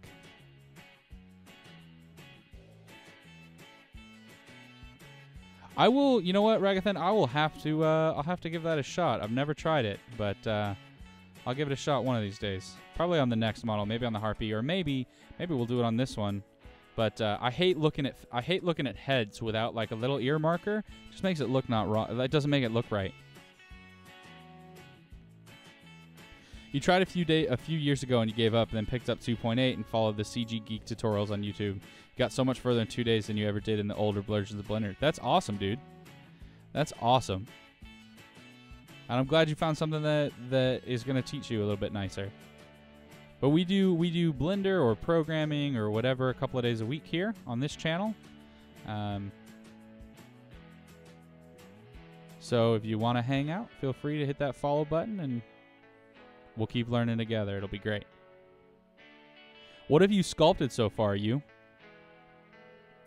Meister, thanks for stopping by, man. You have a great day, too. It's good to see you, my friend.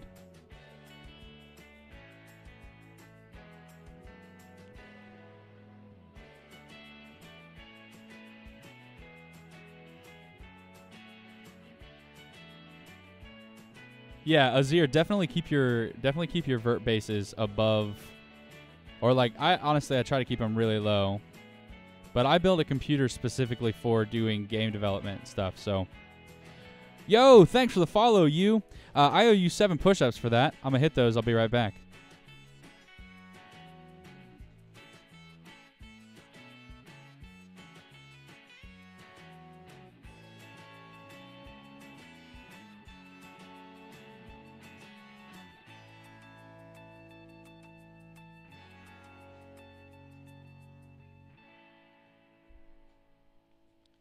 Welcome to the Beer Battalion.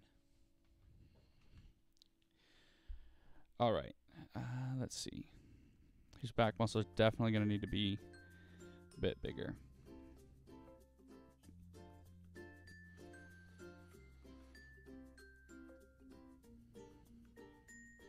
Okay.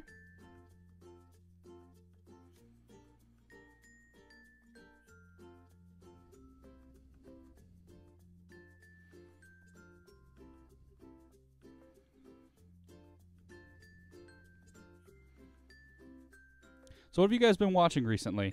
Or what have you guys been working on recently? Because I just started rewatching Stargate SG-1. I know it's like an older show, but I really love that show. Been trying to tear through it. And since I watched it, because I watched it originally when I was a little kid, and I was like, oh, this is the coolest show ever. And then I learned a lot more about science and how reality actually works. And now I catch myself watching the show, and I'm like there was an episode that was they humans only use 5 to 10% of their brain capacity, and I was like, that's objectively not true. So currently my vert count is it's just under 24,000 Azir.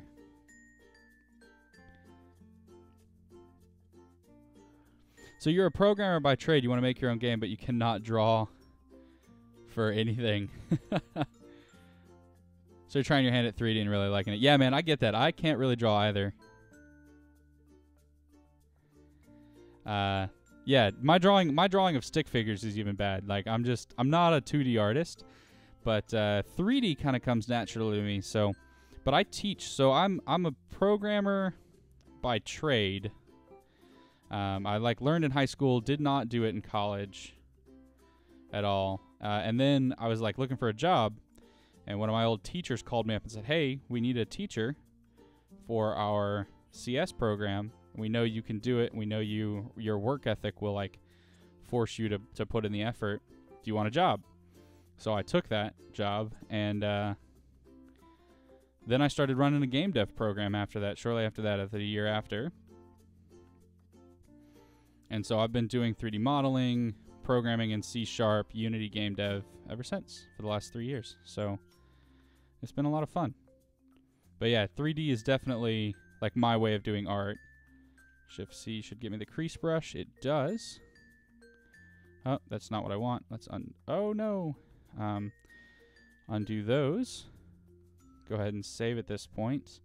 And I'm going to lower the strength on this crease, because I don't want it to be a super big crease, but I definitely want there to be a noticeable crease in the muscle between the bicep. So I want it to be noticeable, but not super dent, you know?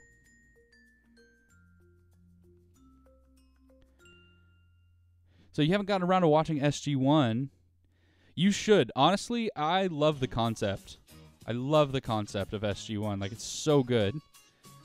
And I want more of it. I know there's 15 years of Stargate content that I can watch, and I'm going to get through it again, but I want more. But you're currently watching Discovery and the Orville. I like the Orville. What is Discovery? That's not Star Trek, is it? Who Man, you dropped your favorite sculpting tutorial in Pinkbeard's Discord, 3D modeling. Awesome. Thanks for doing that, Who Man. So 2D stuff is still needed for games like UI and everything, yeah. This game dev program is the thing I'm most jealous of. Like, born anywhere else so they could teach me that. Yeah, dude, you're here right now. I don't know what you're talking about. Having a teacher is the best thing for learning. You gotta understand it. Yeah, honestly, here's the thing. Like, oh, it's the new Star Trek on Netflix. I didn't know it was on Netflix. I'm gonna put SG-1 on hold for a little bit, or maybe I'll just watch both at the same time. Dude, honestly, Azir, I wish half my students wanted to do game dev. That sounds terrible, but like so many of my kids signed up for the program because they thought it was gonna be stupid easy. And then they got into the program, and I was like, welcome to the hardest thing that you're ever going to do. Because, like, you know, it's work. It's real work. And they were like, yeah, this isn't what we wanted. I had two kids. I had literally had two kids tell me to my face they hated my program and they wanted out yesterday. And I was like, okay, like, no one's stopping you. Just leave. It'll be fine. Just go. And they were like, my parents won't let me. And I'm like, well... So, you know, not everybody wants it. All right, let's deflate this a little bit because the muscle on the arm, the bicep, doesn't really expand outwards. It expands forwards. So we'll just kind of smooth this out now. Now we've deflated all that area. And then we're going to have a tricep. It's going to be big.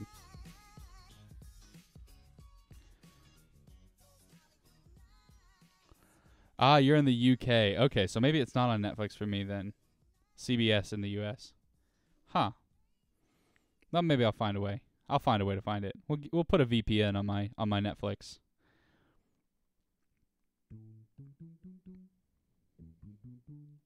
So, yeah, people honestly, the amount of kids that have like they've been like, "You know what? I could probably do this." And then they thought programming was going to be easy.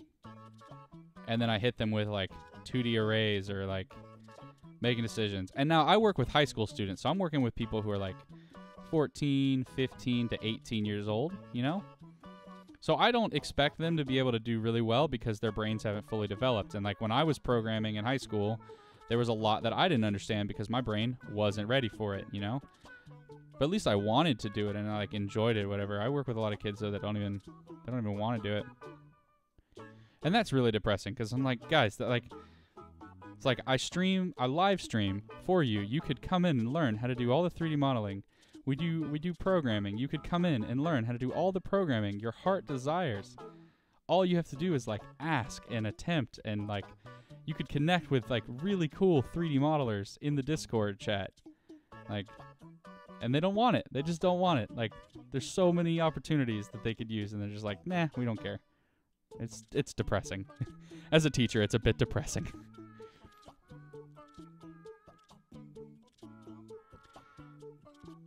Yeah, I couldn't handle C+ either, though. C++ either. I definitely don't want anything to do with C++. I'll stick with C#. I get C#. I can handle C#. It makes a lot of sense to me. I am not a fan of C++, though, just because... I don't know. Maybe I'm not, as a programmer, maybe I'm not evolved enough. I don't know. But I would definitely rather stick to C# than C++. So Unity all the way. Even though Unreal is cool, Unity is what I'm going to use. All right. And the bicep doesn't come just all the way out. It will kind of curve in like that. So I want to make sure that it's not just looking like a flat thing coming out.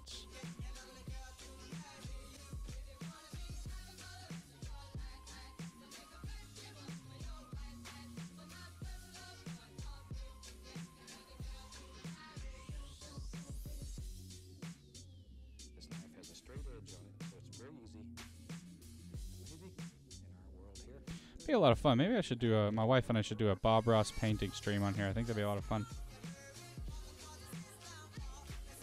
C++ pointer hell. Yeah.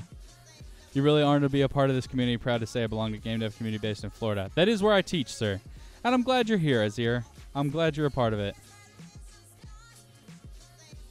Is The Expanse excellent? I've seen good things. I've seen people tell me to watch it, and I haven't yet. What's The Expanse about? Because I'm always down for more sci-fi. What's The Expanse about? So 20 plus scripting and programming languages, and avoid C and C++. Man. You didn't enjoy the first few years of programming. You started like 11 and 12 years old, and it was really boring stuff. You got through it because of duty to come to a teacher, because of duty to come to my teacher after lessons and learn something. But now I feel blessed because you're such an advantage compared to others. Yeah, dude, C#, Java, that's what I work with. That's it. And I try to stay away from Java if I can. Like my computer science program at the school is probably going to need like another APCS Java teacher. And they're probably going to try to hand it to me, and I'm just going to say no. I want nothing to do with coding in Java. Forget it.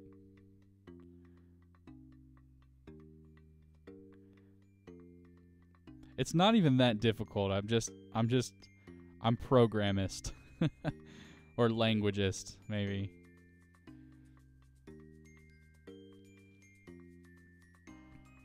But so are the other teachers. Like the CS director teaches C++ to his junior and senior students, and after he started doing that, and he like really got into it because that's what he learned to program in was C++.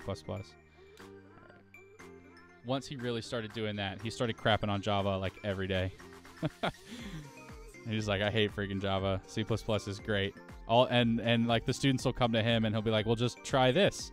And it's a C++ thing, and they're like, we're coding in Java. We're not coding in C++. I can't do that. And he's like, well, program in a better language.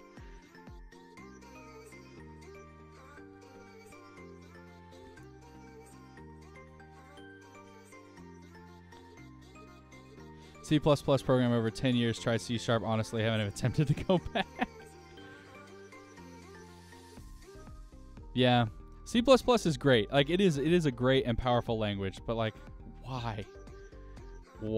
And some of my students need it because they plan on going on and like working for Lockheed Martin, and Lockheed Martin's programmers like they all only program in C++. Like that's it. That's what they do. C++ and MATLAB. But I don't see a reason I never want to go and do that in my life. Yo, check this out. This is getting a lot better. Yeah, I took some time off from sculpting, and here I am, and my skills are actually, this is the best body I've ever made.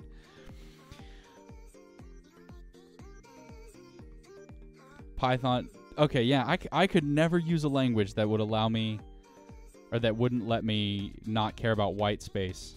So Python for me is just instantly out. All right, let's look at the front here.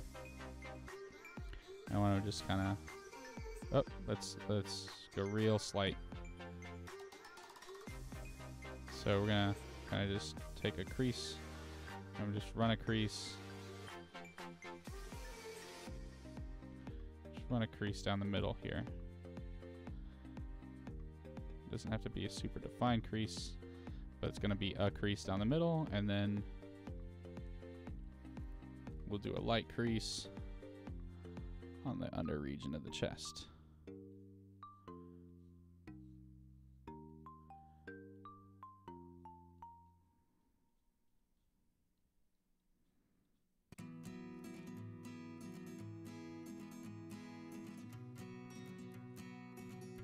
Imagine scripting on Blender instead of working with brushes and verts. I feel sorry for people like those.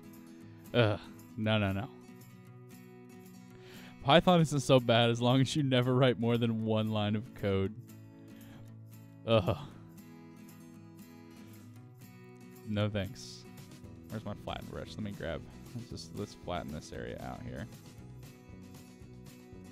And make our strength significantly bigger, so that way when it flattens, it'll actually like flatten. There we go.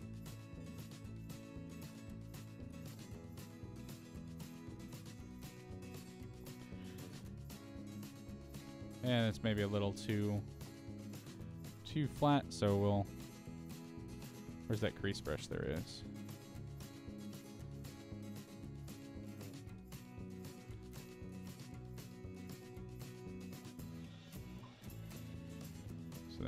kind of smooth it out instead of just having it flat. Well, there we go. That'll be a little bit better. And honestly, that's not how chests work, but maybe it is. Maybe this orc is just yoked.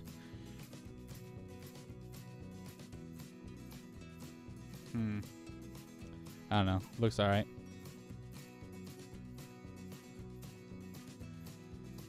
All languages aren't bad when it's all just hello world.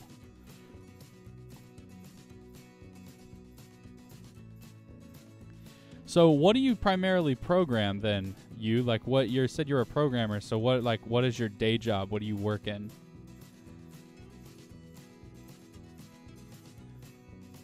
And Ragathan, what did you work in either?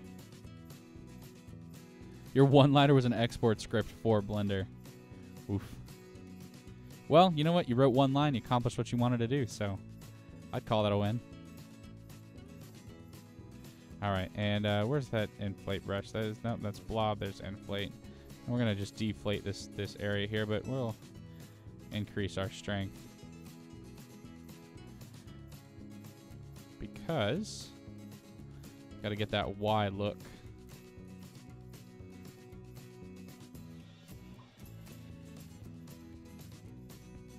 And honestly, if we're going from the back, we need it to be inflated.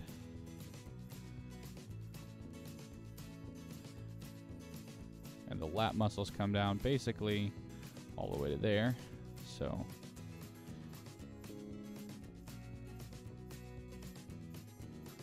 yeah, that's okay. Let's undo that and just look at it from the back, and then hide that. There we go. Maybe I don't want to do hide all of that. I want to hide. Yeah, there we go. So now I can work on this without having to actually make any mistakes here or worry about messing anything up.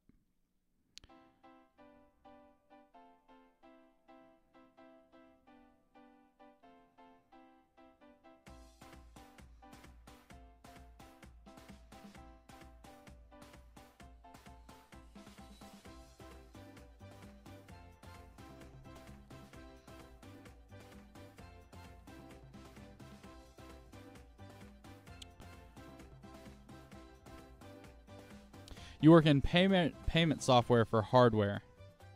Legendary Wolf, yeah. He's an orc, man. He's gonna be a buff orc.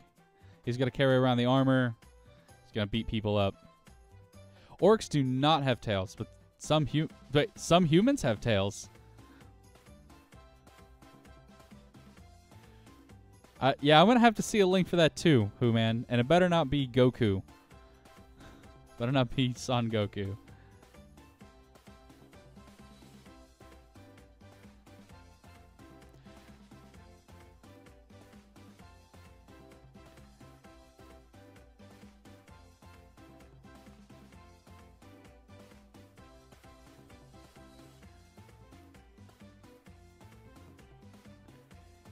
She has a tail?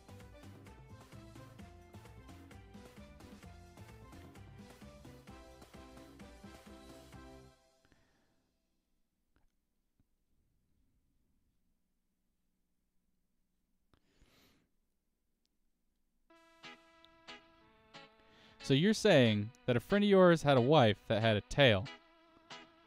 Was it naturally occurring, or was it one of those that, like, it got added in? So you work at a public healthcare company that does all the healthcare in the country, or in the county. You do a bit of research, data warehousing, dental bookings. Current project's a billing system and a research project for the digital stethoscopes. Okay, people with tails. That's got to be photoshopped.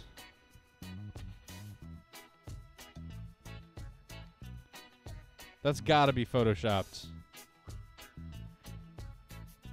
Like, I don't want to say I refuse to believe that that's a thing. But, like, I know that people can, like, you can get a tail surgically attached if you want. All right, so we're gonna just kind of move. There we go.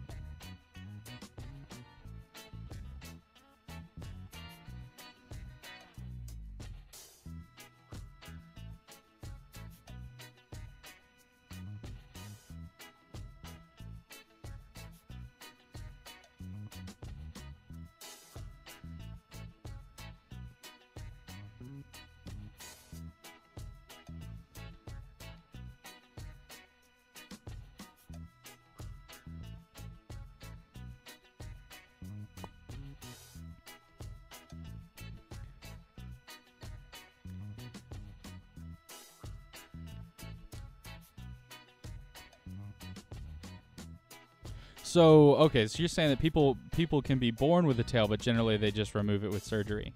Okay. I mean, I know we have a tail bone, right? So, like, at one point, we could have had tails. You know, like in our evolutionary path, we could have had them. I don't know. I like the idea of having a tail. Okay, weird question. If you guys could have a tail, right? Like, let's say, you know, you got to pick your character start screen and like restart your life with all the knowledge that you have now. Would you get a tail? Would you have a tail if you could? All right. And so this is kind of too far apart for what I want. So we're going to move this a little closer. He's not a girl, so we're going to make these hips kind of work. They're definitely not going to lie, but they're not going to necessarily tell the whole truth either, because he's a man and men don't have that hourglass shape. Men have more, well, buff men don't have an hourglass shape. Fat guys have an hourglass shape. Well, fat guys have more of a, like a, what's that? Oh yeah, Kool-Aid, the Kool-Aid man, right? Fat guys have more of a Kool-Aid man shape. I don't know. I don't know if I've come up with that, to be honest. I don't know if I have an answer for you. I've not thought about what fiction my orcs are going to be in. I don't know. I don't necessarily think orcs like have to be evil or fall into darkness. Here's the problem. Here's what I noticed recently. Like, if you go and look at old school orcs, look at what they look like, right? They look like black people. Not so much anymore, but like an old school orc, it looks like a black guy, right? And so, you know, once I realized that, I was like, man, I don't know how comfortable I am with the whole like orcs, they fell into darkness and they're evil thing, because it looks kind of racist, you know? Is this still the same song? It is still the same song. Let's skip that. There we go. But like I don't know, my idea might just be that the orc themselves are I didn't notice it either, Azir, until I made the first orc, and then I was like looking at how to do an orc face, and I started like studying the orc faces, and I was like, wow, they designed that after black people. Like, that's really racist. And now modern orcs, like you know, like when they did the Tolkien's orcs for the actual Lord of the Rings movies, those don't look like black people. They just don't. Like, they were designed in a way that they didn't look like that. But like in drawings and fantasy, they generally do. And so I'm down for them being evil, but I appreciate the fact that the design of an orc, what the orc actually looks like, has changed over the last little bit.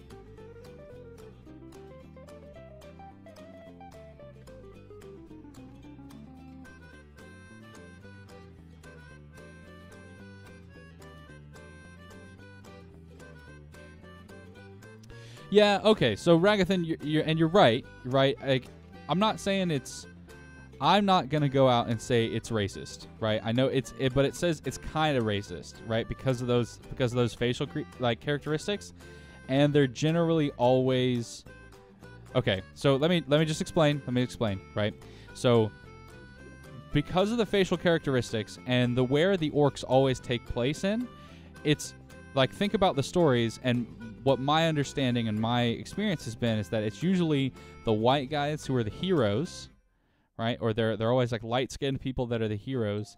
And since the orcs are modeled after those kind of facial characteristics, and they're green, like it seems to me that a lot of like good guys versus the evil orcs is like black people versus white people. And that might just be me reading into it from someone who has to work in schools and has to be hypersensitive about race issues because of my job. Could just be me reading into it. But given that the stories are generally like it's like the people from the north, the Nords or whatever, and then the orcs are always the evil guys, I don't know. And so even if it's just a stereotypical race thing, like, or those characteristic things, that's fine. Like, whatever. You can still make your orcs that way, and you can still have it, and it can definitely not be racist. I'm not saying it's always racist. I'm just like, it just seems wrong. So they used to be more piggish. Huh. Okay, now an orc that looks like a pig I can get behind, because I don't think that attaches to anybody, but I don't know. I could be wrong. And if I'm wrong, let me know that I'm wrong. And I'm okay with that. Because I definitely try to be super hypersensitive because of my job. One wrong comment or one comment to the wrong person could land me in a lot of trouble. And some kids are super hypersensitive to it because they're raised as special snowflakes. And some kids are just like wanting to be concerned about other people, you know, and they don't want, maybe they've felt injustice in their life and they don't want to be a part of that. So I don't know, but I try to be aware of it, especially as someone who's married to a spicy Latina, and realizing like, okay, just give them a butt crack. Butt crack.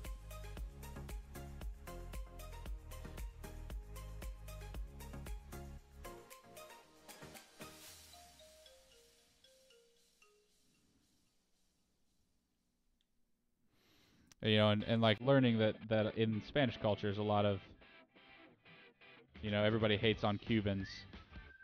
You know, it's like, can't do that as a white guy.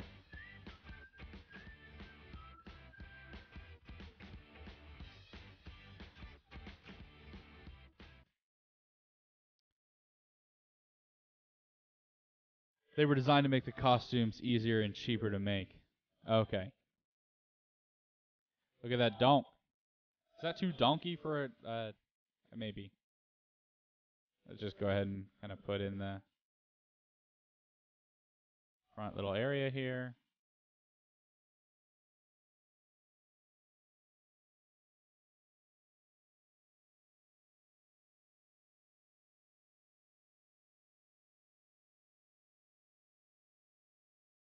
Man, Twitch is going to pick the wrong screenshot, and it's just going to be one shot of this junk. That's all it's going to be. This is going to be a big close-up on the orcs junk. Not what I want.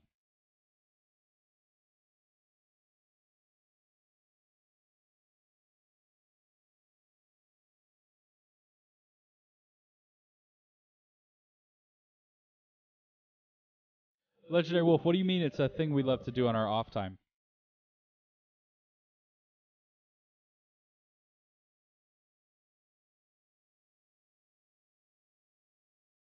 Oh no, I meant like I meant like in the like when people are browsing through the list of channels to watch, you know?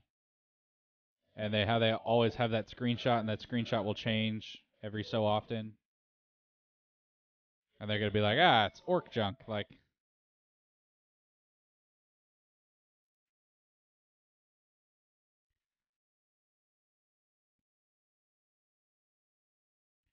You give him some thicker quads because he's going to be leg strong.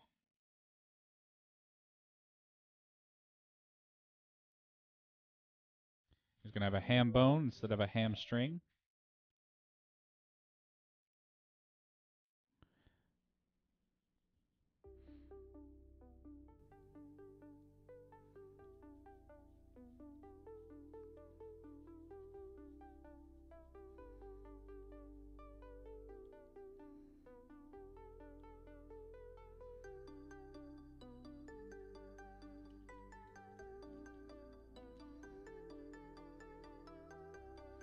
Oh, maybe that's too much of a crease. Oh, making fun of Cubans on occasion, is that's what you like to do on your off time. Yeah. Honestly, dude, the amount of time that I've like caught my wife hating on other people, and I'm like, man, if you were white, you would get nailed so quickly for doing that crap. Like, we had to have a conversation about it, because I was like, honey, like, I love you, and I know you don't mean it this way, but like, I can't repeat the things that you say, and if you keep saying them, I'm gonna repeat them, and I can't repeat them because I'm white, like, and people are gonna get sensitive about it, and then I'm gonna lose my job, and I don't want to do that. Yo, check out, like, look at this. This is actually a pretty decent body for an orc. I'm actually really stinking proud of this.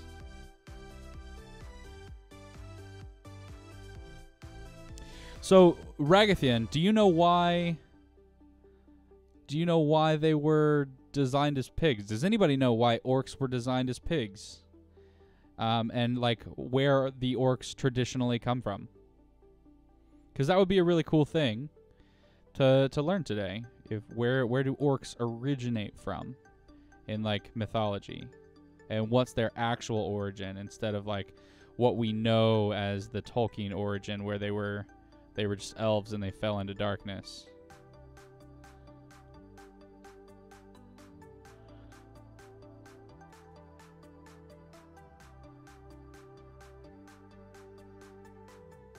Alright, so we're going to make that backstrap a little bit bigger.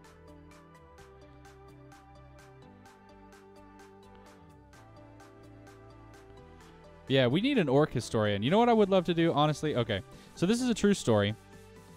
And you can do with this what you want. But my brother, I have an older brother. He's adopted. That hunts Sasquatch for a living. Like, that's what he does. He is a cryptozoologist, and he hunts Sasquatch for a living. And that's, like, his thing.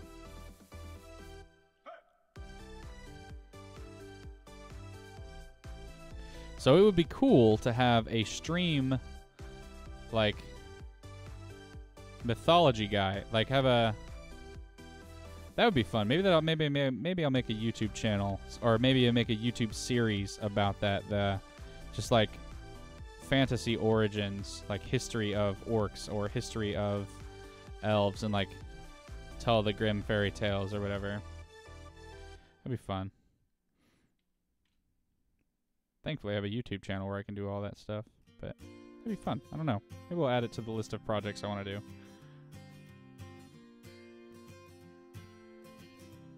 That doesn't look right. I'm not sure why I don't like it, but it doesn't look right. Maybe we pull that down a little bit. I don't know. And I really don't feel like going and looking up what a male butt looks like at the moment. Let's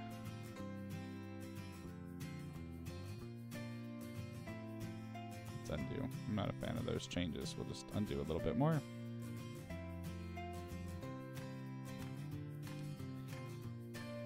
So, okay, so you gotta know way back to the first orc concept. Old English glossaries record the word orc corresponding with the Latin orcus, deity of the underworld, for name origin. So, okay, so maybe orcs are the children of Orcus, the demons. So maybe they're demons. Orcs and ogres have been intermixed a lot, so the pig features probably come from the ogre side of things. Okay, I could see that. Hunting Sasquatch is not as bad as being a flat earther. Nobody can give proof that Sasquatch doesn't exist. You know, here's the thing, though. Azir, I feel like, you know what's weird? My brother has a documentary on Amazon. If you have Amazon Prime, you can watch it. And he, like, tries to provide so much evidence. And I'm like, dude, I don't see any of it. I just think you're crazy. I don't know. Maybe they do exist. I think magic is real, so who knows? Maybe Sasquatch is real. One of your favorite monomyths is the lone literary example is from Beowulf, and its poet used the form of the orc, stem and Orcinus, one of the tribes of creatures named alongside elves and Ettins that have been condemned by God. Why were the elves condemned by God? Yeah, the butt crack doesn't look right. I like people that have evidence on weird stuff. Came back to cheeks and magic. Yeah, man. Better than coming back to junk and magic, you know what I'm saying? I don't know. I'd like to think magic is real. I think that would be really cool. All right, you know what I think? I think the butt cheek needs to be elongated. Like, I think it's too square.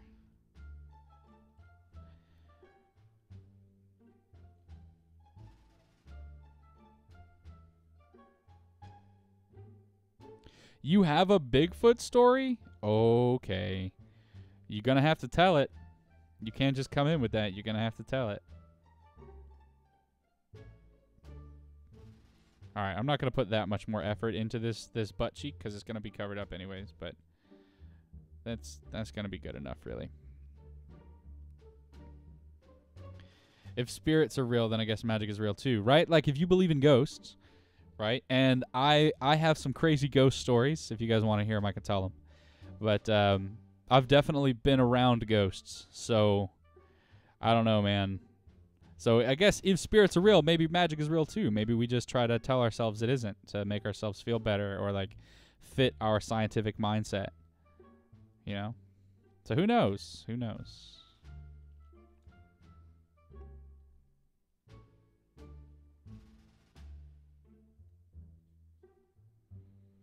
It was rainy, very rainy, like Pacific Northwest gets, so we were under tarps at a camp. But you were you were camping in the PNW along Mount Loop Highway. Me and a good friend of mine. It was rainy, very rainy, like Pacific Northwest gets. So we were under tents at a camp. And the closest people to us were at least a half a mile down the trail. I feel like you're about to like give me a copy pasta.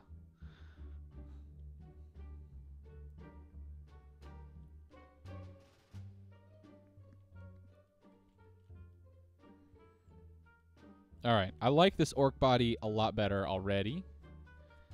So we've got a bicep, we've got a little bit of a tricep. Should definitely do more push-ups. I need to do more push-ups in life. Maybe I'll go do the One Punch Man workout today, except the running. That would be fun.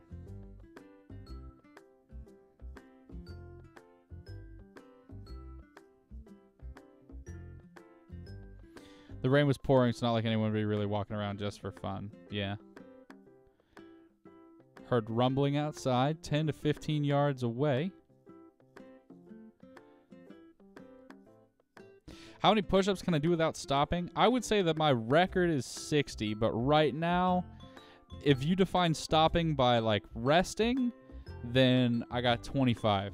But if you define stopping as, like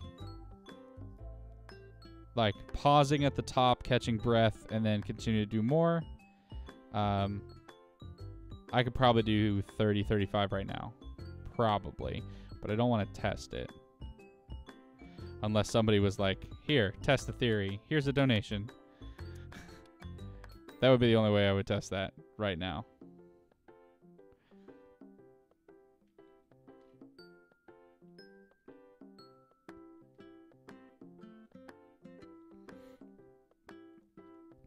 Oh, so that okay, like when your muscles actually get tired so you can't push up anymore. I mean, if I got to rest, I don't know, I could probably do a crap ton of push-ups if I got the ability to take a short break and then continue going. I could probably do a lot more, but if it just has to be one go, I'm going to say probably 35. It's probably my limit right now. But when I did 60 push-ups, I was also like 40 pounds lighter.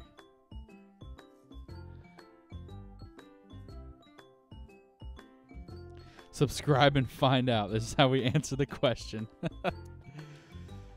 Yeah, man. Subscribe or donate. We'll give it a shot.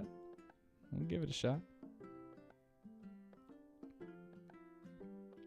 Oh, it's a virtual campfire. Nice.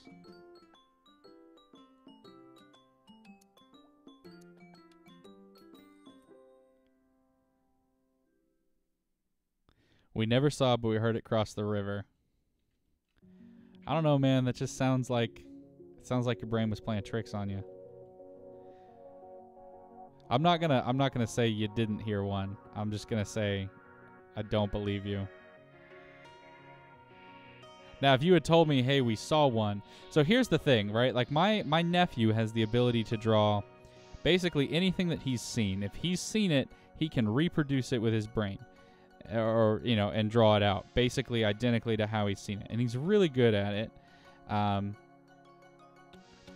so he drew Sasquatch one time, and like, because he went camping with his dad and he found something, he saw something, and decided to chase after it. And I don't know, is this how abs look? I don't know. I've never had abs, so.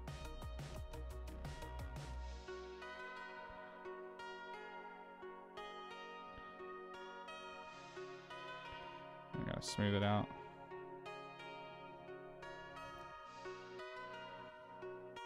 Yeah, some slight abs, not any.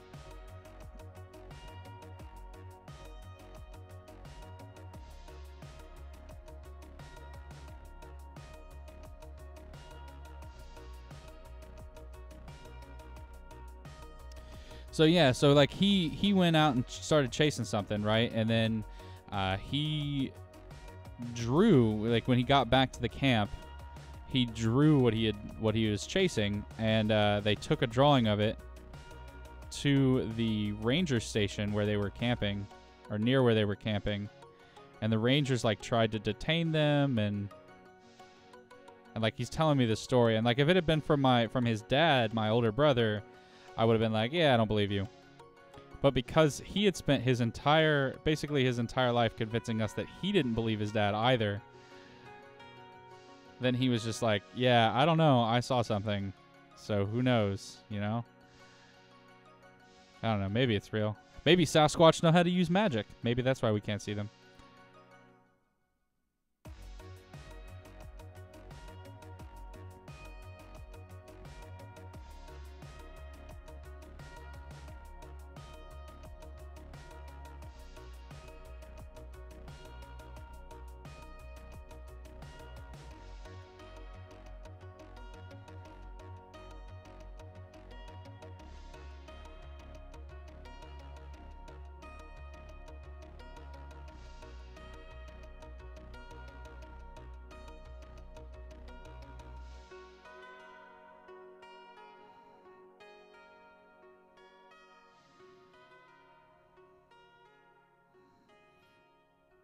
Oh, wait, that's not what I wanted. Let's undo.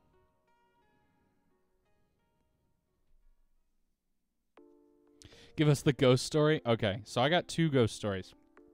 Both happened at my grandmother's house up in Alabama. So they used to live up in like rural Alabama, and like everything was fine, and there was nothing really creepy about any area or whatever, but they had like 10 acres, and it doesn't really matter. But here's the thing, though. The house had been burned down once before, and somebody had apparently hung themselves in the original house. And so they burned it down, and then some dude bought it and then rebuilt it. And it was rebuilt kind of poorly with like insulation and sound, like sound deafening. So actually, if you were on the 2nd floor and you were walking really hard, you could be heard down in the basement, like because you're stomping and whatever, the sound would travel, right? So here's a couple of things that would happen that I did not experience directly, but they would tell us about that would happen like all the time. They would all be like downstairs on the 1st floor, and they would be watching TV, and then at the very top of the stairs, they would hear the door slam. And all of their cats would be downstairs with them, and all the people would be downstairs with them, and the top of the stairs for the 2nd floor would slam shut. Again, same type of thing. They would hear footprints or footsteps. Everybody in the house would hear it at the same time. Everybody was downstairs watching TV. They would hear footsteps going in the upstairs, right? So, like, that's type of stuff that would happen in this house. And so, it just was what it was. And we didn't really question it. And we were just like, yeah, okay, it's an old house. Like, maybe it's just creaking. Maybe it's just floorboards and they're creaking, and that's what they're mistaking it for, right? So then one year, we went up there and we went to visit, and we stayed in this one room. And so I walked in the room, and then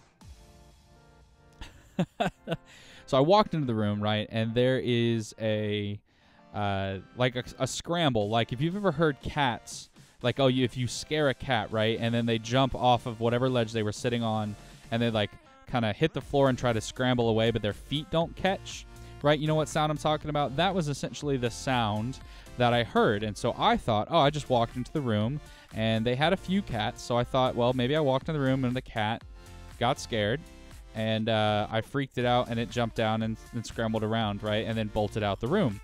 Well, because I couldn't find it, so I started looking around, and I couldn't see the cat. My brother was about 10 feet behind me, and so after I was like trying to find the cat and heard the sound and everything, he comes in, and I was like, hey, did you see a cat bolt in the hallway? He goes, no, why? And I was like, well, I heard this sound, it sounded like it. And so he didn't see a cat bolt, and I had already kind of checked the room, most of the room, and like checked under things, and wherever a cat would have been, I checked. And so the cat was not there. I heard the sound, and my brother didn't see a cat leave either. And so that happened like the first night they were there. Same trip. I was sleeping. And so you guys know how on the side of a bed, right, if you're sitting on the side of a bed, it kind of caves down. And so you know that if someone is standing on, let's not flatten his chest out so much. Let's kind of round out his chest. So we'll inflate this just a bit. You know, if someone's like sitting on the side of the bed, you can feel the bed kind of press down, and like where they're sitting, and you can feel it. And if it's not a good mattress, you kind of turn towards them. Well, I was up in there, same room where we were staying, and I felt the bed dip down, right? And I thought, okay, it's just my mom coming in, kiss me goodnight, like a good mother. I was like 14, you know, so I was like, it's okay. No, at this point I would have been like 16, 17, somewhere in there. And I was like, okay, mom's saying goodnight because we didn't go say goodnight to her. And then I roll over because I was still awake at that time, and I see the bed, like the depression in the bed, I see that go away and like pop back up to normal, and there's no one there, right? And like that literally happened. And my first response to that was like, must have been a ghost. And then I just rolled over and went back to sleep. It's like, okay, it's a ghost. It's fine. You know, and it never was like it wasn't like an evil presence or anything like that. It was just like, it must have been a ghost or a shade or something. I don't know. And, but that's like what I experienced. And what's crazy is that it could have been, you know, like if you're thinking like, okay, hey, maybe, ghosts are just people that like were in the area when they died or whatever. And like at that house, both my grandparents died. And one of my aunts died, and then another one died shortly after she left the house. But it was like 3 or 4 people died in that house or on that property while we were there. So it's like it totally could have been, well, not like while we were there, but like it totally could have been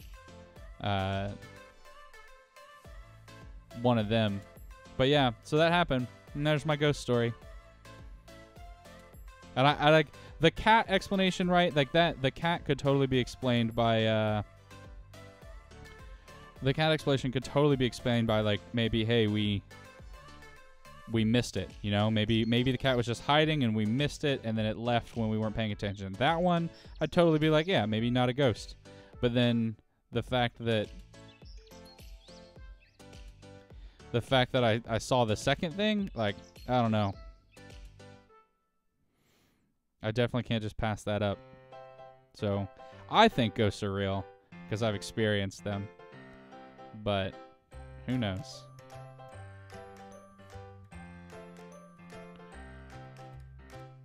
Okay. Checking there. So, the outside, the quad muscle is going to come up a little bit more on the outside.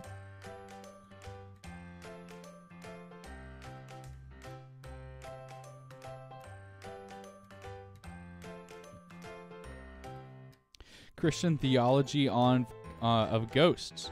Well, here's the thing, Meister. Like Jesus, when Jesus was walking across the ocean, And the disciples were like, it's a ghost. And Jesus was like, no, it's just me. He didn't tell them ghosts aren't real. He just told them, it's me. It's not a ghost. Don't worry about it. So, you know, maybe they are real. In Christian theology, maybe they are, right? And we know that the soul exists from Christian theology because, like, there was a medium, Saul called Samuel up to explain what's going on, and Samuel basically told him, hey, you're an idiot. God doesn't like you anymore. You're going to die. David's going to have the throne type of thing. You shouldn't have done this. So, Azir, you say you haven't had first contact with ghosts, but you've seen a few spiritual vids and stuff. Your father, though, was in the military in the USSR, and he was sent to Kazakhstan. And while he worked there, he said there was a photo taken. In that photo, you could see a face made of dust and sand, but you never saw that photo yourself. Azir, I would love to see said photo, but you say you don't have it. Would your father be able to see that, or was it a photo that he never brought back? So my belief Meister says my belief ghosts do exist, but never as a person. To be absent from the body is to be present from the Lord. So who are they? Interesting thought, Meister. Something to mull around in your brain. Are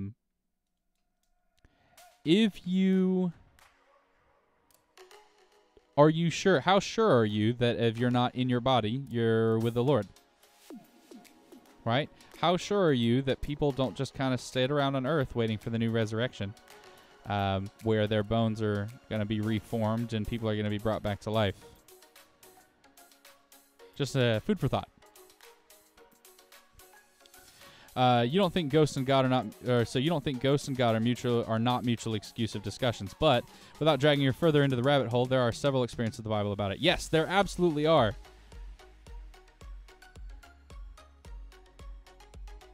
Yeah, man, you don't ever have to worry about taking my chat down the rabbit hole. I take us down every rabbit hole I can possibly find. I like hunting rabbits. I'm like Elmer Fudd. Hunting, it's wabbit season. Duck season, wabbit season. Fire!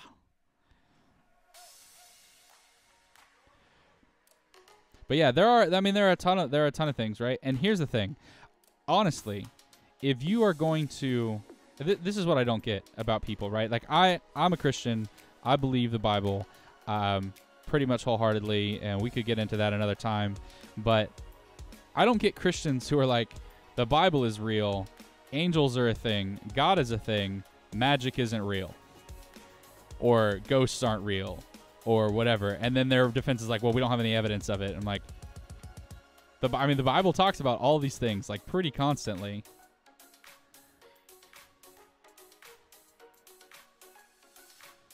So, you know, God's like, hey, don't do magic. Like it's a bad thing. Don't do magic in the to the Jews. Don't consult with mediums. Don't look at the stars for the answers. Just like, don't mess with that stuff. It's not worth it, you know? And I'm kind of my understanding, having studied it, is that the reason God's like, don't mess with it, is because generally what humans do is we try to place our faith in the things that we can see and touch and feel and everything. And the point of the law with the Old Testament was like to stop trusting in what only you can see and start trust in the Lord your God. So like don't go after the constellations. Don't search for answers in the stars. Don't consult with mediums or like psychics or whatever. Like, trust me, I'm your God. I got you.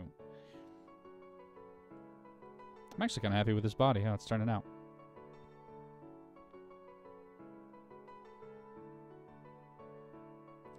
I mean, magic really could just be knowledge and technology that we don't understand, right? Like, our brain is fully capable of taking in input from other devices. If you want to train your brain to hear radio signals at a certain frequency, you can attach yourself to a device, or you can attach a device to yourself, rather, that will, like, hear those frequencies, and you'll start to actually hear them in your head. So you can train your body to handle those other types of inputs, and I think that's really cool. So what if magic is just an input type for the fabric of reality that we have that we can't access yet? I don't freaking know, but how cool would that be if our brains just aren't ready to handle the fabric of reality, but maybe one day we'll evolve to the point where we get there. I think that'd be pretty cool.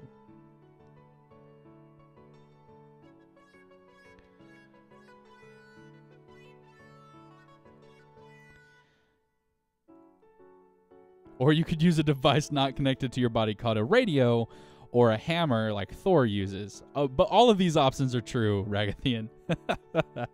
All of them are popular. So, but you've known exorcists, even good ghosts have an agenda, not as they seem. Yeah. You like to believe astrology does play some factors. So here's the thing, Legendary Wolf. If you were going to look at the astrology thing, like the Old Testament, like Genesis 1, right? The stars were set up to mark the times and the seasons and to be basically like a calendar for events, right? And so who are the wise men, the magi who come from the east to worship Jesus 2 years after he's born? Like, they checked the stars, and the stars declared the Savior had been born, and then they traveled. So there is some truth to the stars, and there is some truth to like how it plays out. But here's the thing: the future isn't solid. The future isn't set in stone. We have the ability to change things and make our own decisions. And so with that in mind, don't rely too heavily on the stars. And I think that's the point of the Old Testament. Like, the Old Testament law is just like God's going, don't rely heavily on the stars. They are just here to tell things. They're not here to actually determine everything, because if I want to change something, I'm God. I'm going to change it. So don't rely too heavily on them. But then you get stories like Plato and Socrates, who they wanted to prove that philosophy wasn't stupid and a waste of time. And so, because somebody was there, I forget which one it was, but there was a thing with Plato and Socrates that was essentially them going, all right, so you don't believe that I'm brilliant, you don't believe that philosophy is worth it. And they looked at the stars and they figured out when there was going to be a big crop. And so they rented out all the crops, or whatever, the processor, mills or whatever. And then when the harvest came, they had it all. And so he just made a ton of money and then just gave it away. He's like, it's not worth it. But he was able to do that by looking at the stars and telling. So, sure, maybe. I don't know.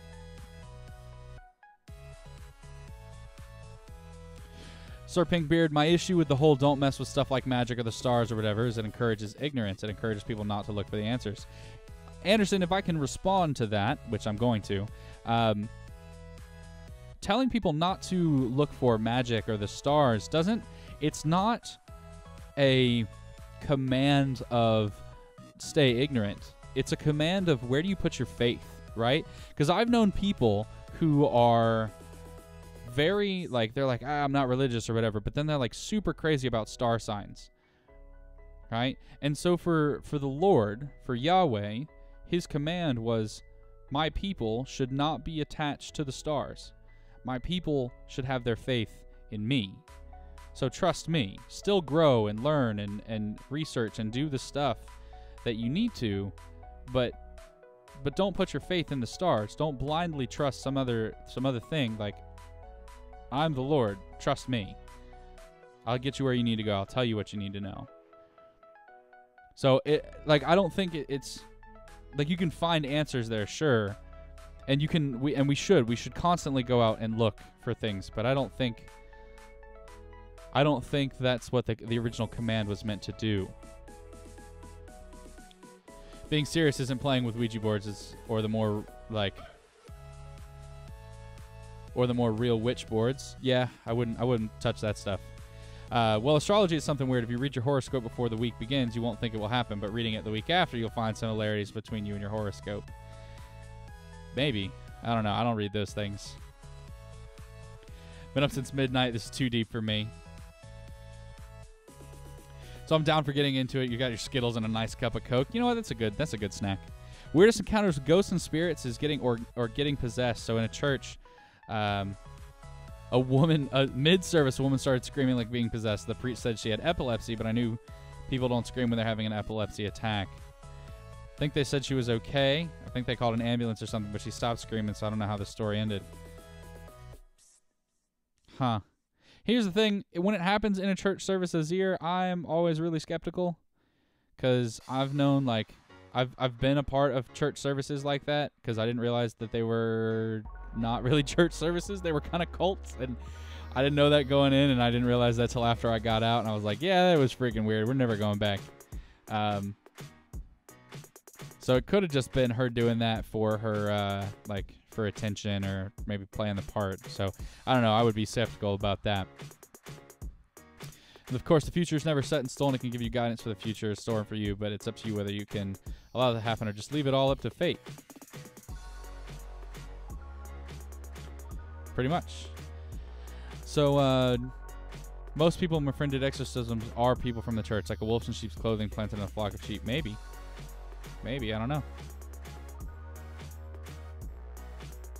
So if he could tell that, so you're talking about Plato. If Plato could tell that using the stars would mean our free will is severely limited since we know where they are and where they're going.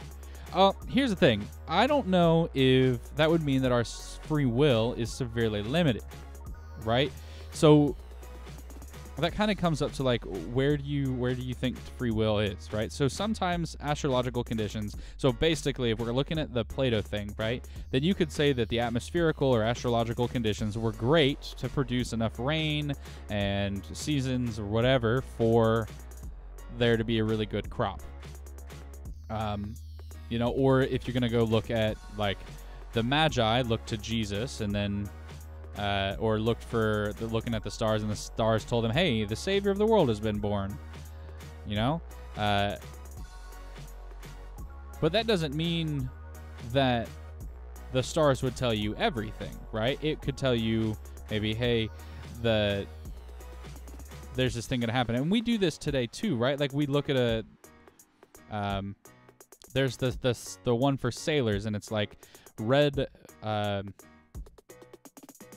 sky at sundown, like something the seas will be calm, but like red skies in the morning, sailors take warning type of thing, because generally the astrological conditions when the skies are red in the morning means that storms are coming, and so they need to be like aware of that. So, but that doesn't limit our free will. It just means that we've been able to look at the reality around us. We've been able to look at the stuff around us and say, and like figure out where to go and what to do based off those things. So, I don't know. And it could have been possible. Like Plato could have been wrong, right? He could have looked at the stars and he could have been wrong, and his endeavor could have failed, and I don't know. I don't even know if that story is true. I just remember reading it and being like, huh, that's really cool. I read it from, I thought, a reputable source, but this was years ago that I read that story. So,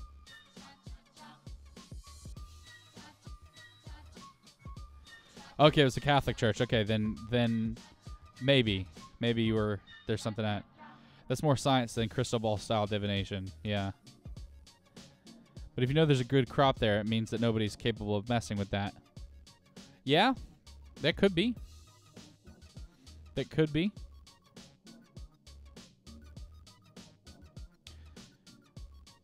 But I still don't see how that would be, like, limiting free will, right? Like, if it's a good crop, and then, you know, if you go and poison it, or if you go and cut it all down, then you can still do something with it. You know? Because our free will, like, what is free will? Well, our free will is mostly determined by... Okay, I'm going to have to get rid of this here. Our free will is mostly determined by, like, how we react to the world around us, right? So, it doesn't matter kind of what happens around us, because I can't control what my boss is going to do. I can't control the weather or the winds, or if, you know, there were termites that were going to destroy my house, and... You know, I can't do that. But I can control how I react to that. So what if our free will isn't a free will to do as we please, but more of a free will to, like, handle and react to the scenarios around us?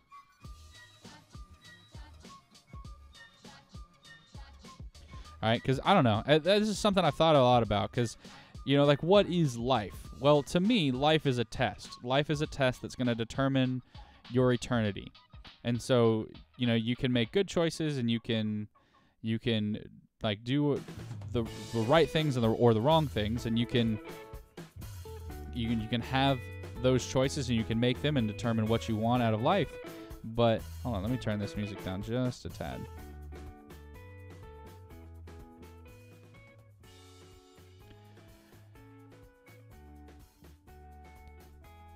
Where was I going with that? Yeah, like you can make those decisions, you can make those changes, but like ultimately you can't control everything, right? So if our free will is just a matter of how are we going to prepare ourselves for eternity, and what decisions are we going to make, then, you know, free will isn't what everybody thinks it is. It's just a matter of how do we react. And if this world is a test, as I believe it is, then you know, the test can't change because you have new generations. And if you look at history, humanity really hasn't changed. You know, the same stuff we struggled with back then, we're struggling with now. We're struggling with, like, hatred of people. And we've gotten slightly better over time. But, like, if it's really a test, you can't change the parameters of the test for the people who are going to grow or who are taking the test. It just doesn't work that way.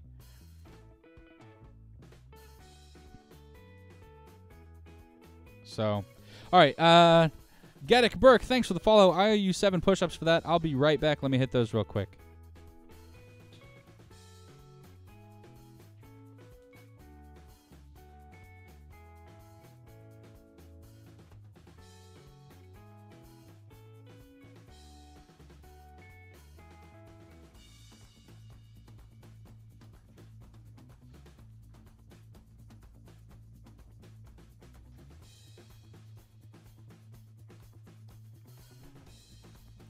So you'd like to believe there's a point science has a hand in everything, but at the same time there's a higher power that kind of takes precedence over destiny.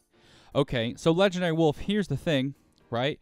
If you look at the Bible, you know, God makes the entire universe. He sets up all the laws. He does all that stuff. But then how does he do miracles in the Bible, right? How does he do miracles in the Bible?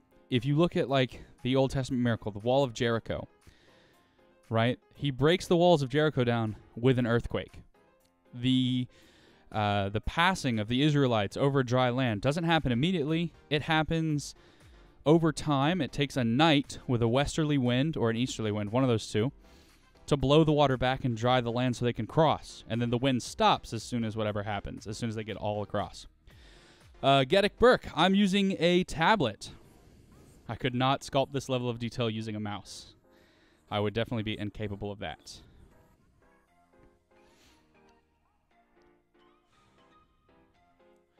So I would say that, you know, it's like if you're going to interact with the universe, and if you look at how God in the Bible interacts in the universe with his creation, if you're gonna really take a look at that, then what you'll notice is that, okay, actually let's use the blob brush here.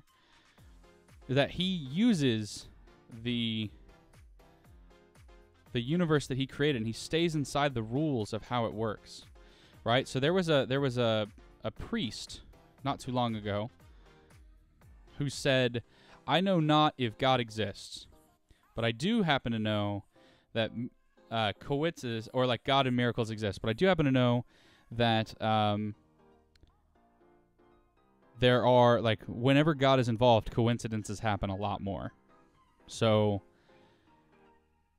you know, it's like, what did the Israelites need at the time when they were walking around? They needed an earthquake to drop those walls down. And God was like, don't raise a hand against the walls. I'll take care of them.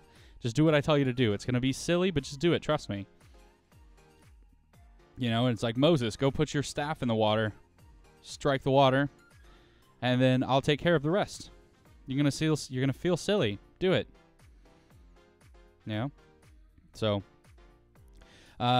free will is an interesting topic. Have you heard people say angels didn't have free will? I have heard that. I think that if you're believing in angels, they have to have free will. Generally, I would say they do as they're commanded, because they have a more like greater understanding of who God is. And the more you understand who God is and how he cares, I would say that you really love him, right? So like because God is like all of the things that he's done, he's like applied wisdom for.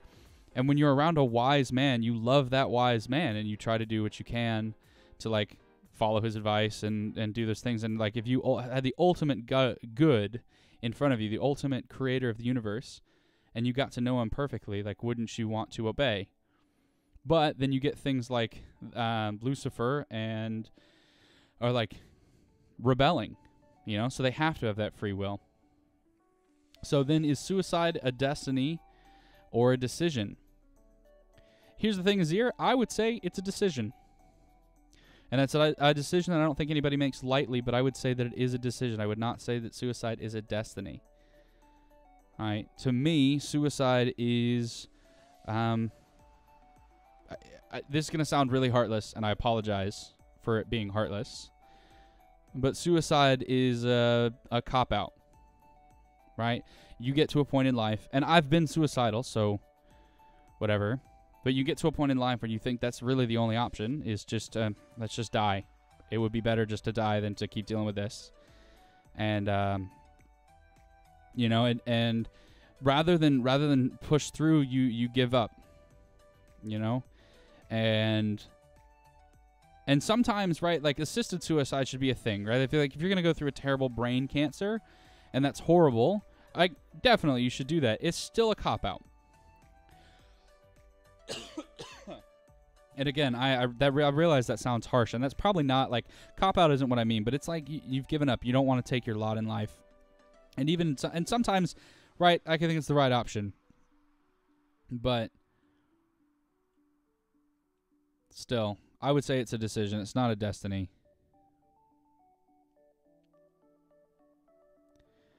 It's definitely not a destiny. People are not destined to go and kill themselves. People choose to go and kill themselves.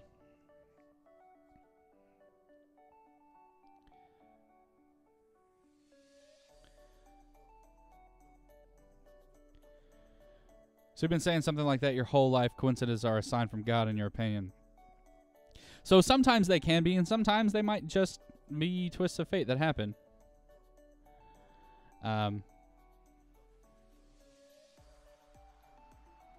You know, so, okay, so you're saying if angels didn't have some sort of free will, a third of them wouldn't have followed Lucifer and fall from heaven. Snap. Oh, snap.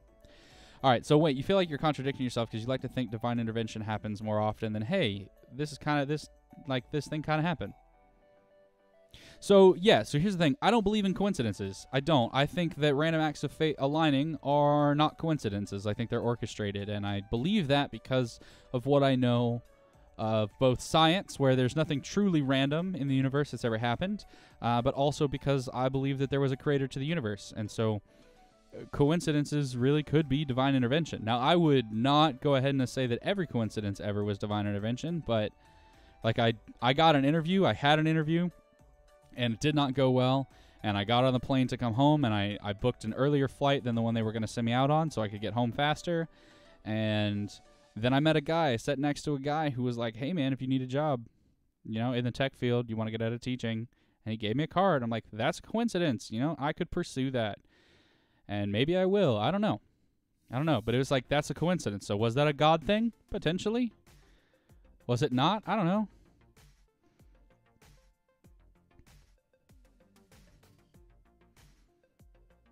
But our brains also like to look at things, so sometimes we might think about stuff and, you know, try to find coincidences where none exist. So I would be very careful about saying things are coincidences or not. So it's a serious subject, and suicide is no different for the soul than the rest of the subject of God and spirituality. That's kind of true, but what if a person is praying one wouldn't suicide and he still suicides? Could God save him?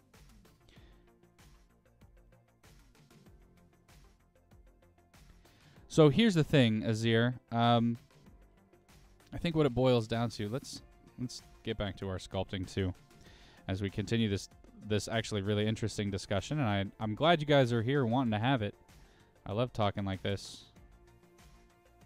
I don't get to do this a lot in my normal job. So don't ever feel like you can't ask these questions. That's kind of what I'm here for overall. Yeah, I'm going to need to really study an orc face, but I don't think there's anything that God can't forgive and God can't save you from. Now, I'll preface that with sometimes I think God tests us for the purpose of finding out. Is it just the X key? Yeah, okay. Like how we're going to handle things. So maybe, so I have no doubt that he could save people from suicide. I have no doubt of that whatsoever.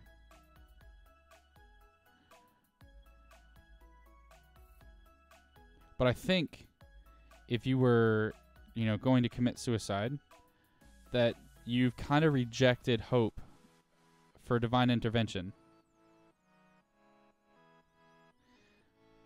And ultimately, even if God, okay, so there's a story, right? There's a story about, it's kind of a joke, but it's this guy is drowning, and he's like, God, save me. And then a boat comes by and says, hey, man, you're drowning. Get in the boat. And he's like, no, thanks. God will save me. And then a little later, another boat comes by, and they're like, hey, man, you're drowning. Get in the boat. What are you doing? And he's like, no, thanks. God will save me. And then a helicopter comes by and lowers the ladder and get on the ladder. And the guy's like, no, thanks. God will save me. And then the guy drowns, right? And he gets to heaven, and he's like, God, what the heck? I thought you were going to save me. And he's like, I sent 2 boats and a helicopter. What did you want? It's so I think if you were really looking for a divine intervention and you were looking for something, then you'll find it, and God will send it. As if you're really honestly searching, God will do that for you.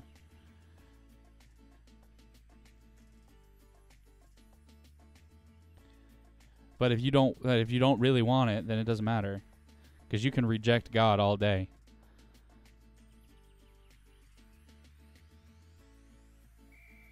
So here's the thing, man. I don't think he can be saved after death, right? But if he believed in the Lord Jesus before he died, then yeah, his sin is no greater than the sin of pornography or the sin of adultery or the sin of lying under oath or bragging in a way that you're not capable of pulling off. So I don't know. All right. Well, I need to spend some time on the face. I need to design the face and kind of draw it out and sketch it, because I don't have a reference image right now. So we can keep going. I think my wife just called me. That's not great that I didn't answer that, but it's okay. She should know better. She knows what I do on Saturday mornings.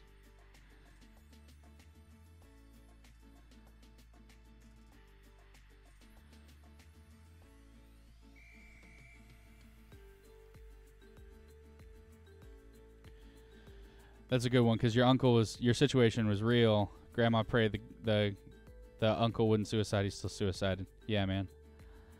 He saves via belief in who he is. Jesus, our Savior, covers our sins. Therefore, the only unforgivable would not be accepting Jesus. Here's the thing. I don't think I'm going to say that that's not an unforgivable sin, Meister. I think, well, even if it is an unforgivable sin, I don't think you would care, right? If you reject who Jesus is, then it doesn't matter whether or not Jesus can forgive you or not, because he can totally forgive you, right? Paul killed Christians. That was his whole thing. That's what he was known for. This man was brutal to killing Christians. He was the best at it. SEAL Team 6 Christian hunter. That's what this guy was, right? He didn't believe Jesus for squat. And then Jesus was like, yo, Paul. Yo, Paul. I'm the guy you're persecuting. What you doing? And Paul was like, you're right. I'm sorry. But, maybe Paul didn't care. What if, I would say it would be hard to argue what if Paul didn't care, just because you could what if till cows come home. But the Mad Minstrel, thank you Thank you for that. Copyright-free reference. Person does not exist.com. Oh, is that the one that generates the AI sites? It was on Reddit a couple of days ago. That's really cool. Thanks, Mad Menstrual. How are you doing today? How's your Saturday going? So, Who-Man, you're saying you would separate the head. Just like pull the head off the body? Because now I've got my neck. So you're saying make the head different.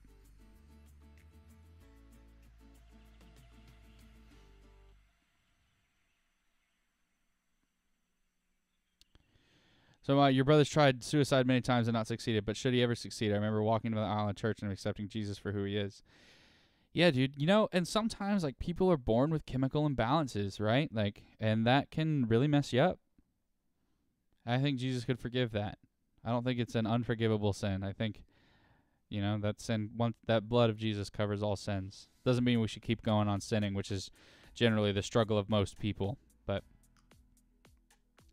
Okay, so separate the head like I did the hands and the feet, and that way we can make a couple of different heads and then put the one that we want on there. That's an interesting way. I've never thought about doing it that way.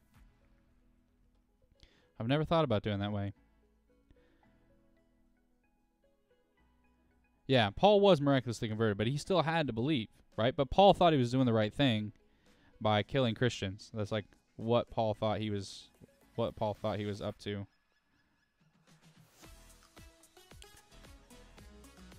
So, thanks for your realness. Jesus hung with some unsavory people in common times. Yeah. I mean, I don't know where you would get that Peter was the only one that didn't drink unless you're talking like Catholic teachings, but chances are, man, if they were back in the day, everybody was drinking.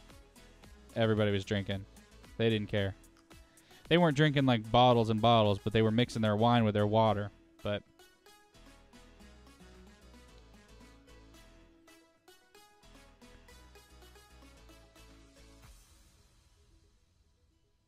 So Azir, I would argue that that's only possible. Like he will forgive and like accept repentance as long as it's a true repentance and as long as it's before you die. Because once you die, you've had your entire life to make your mind up.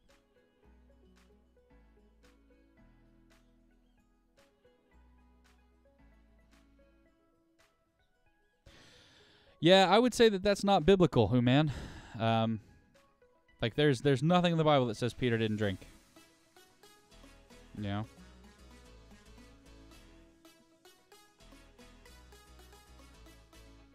Yeah, I don't know what I'm going to do with this head. I might have to stop here, guys. Or at least stop on the body here for now.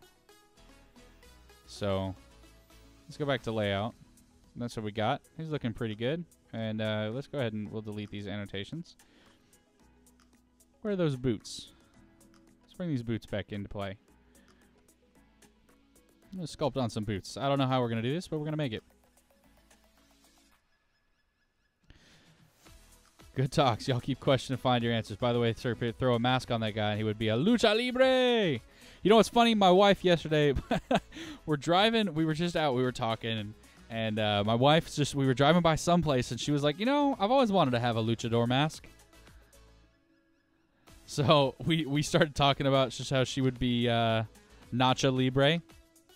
Get it? Because the Spanish Nacho. Whatever. I thought it was funny. It's not a very good joke, but I thought it was funny. I enjoyed it. So, all right. So here's the thing. What we need to do, let's go ahead and we'll grab this. And actually, let's switch in the face. So we're going to do a little bit of modeling just on these. And... new tool, extrude along normals. So we have this really neat tool now. You can just extrude along normals instead of having to shrink and fatten or push and pull the faces. You can just do the whole thing all the way up. So we'll grab this and now we can kind of just extrude. We can extrude that up as a region. And kind of push that out. So I just want to get the basic shape of this boot down, and then we'll go from there. Meister, thanks for hanging out. Have a good day, man. I'll catch you later. It was good seeing you, though.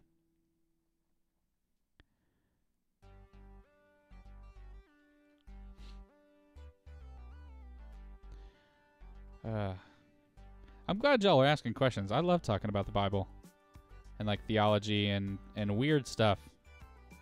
I love it so much. It's actually gotten me in trouble once or twice because parents would be like, "What are you teaching our children?" I'm like, Bible. Just because like it's Bible. It's just not stuff you're used to. It's got me in trouble a little bit. Just a little bit. All right, so now that's flat, and we can actually, I'm going to grab this and just move this up on the Z-axis to kind of flatten out the boot here. And then we'll do that and just scale it on the X-axis.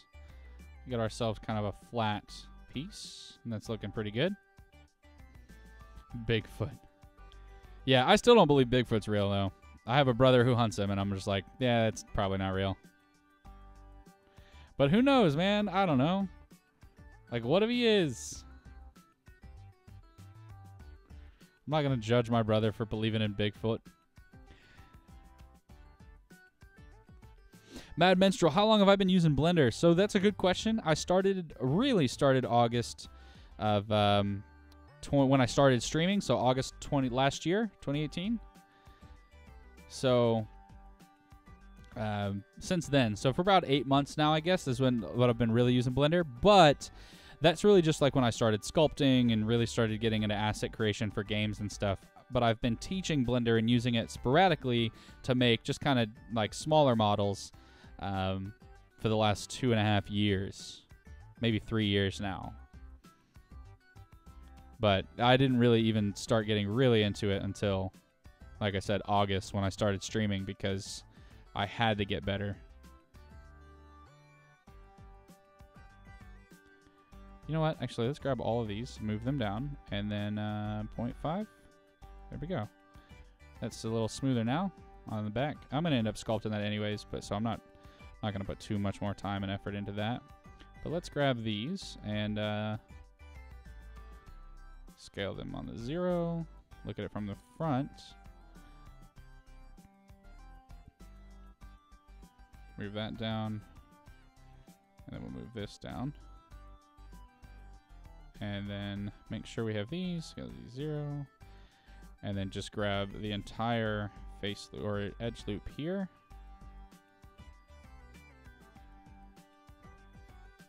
Oh, and not those. So now it's actually... oh, no! Wait, Control Z.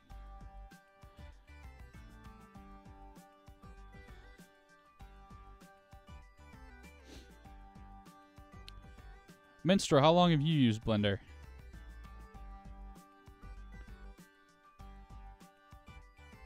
You know what? Instead of doing that, let's just drop an edge loop in there.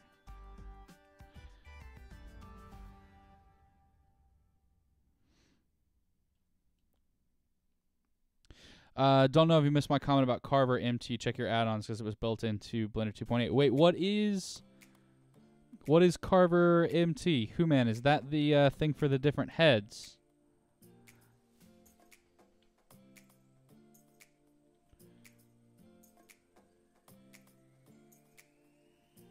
And it'll cut the head. Really? Okay, let's go check that in.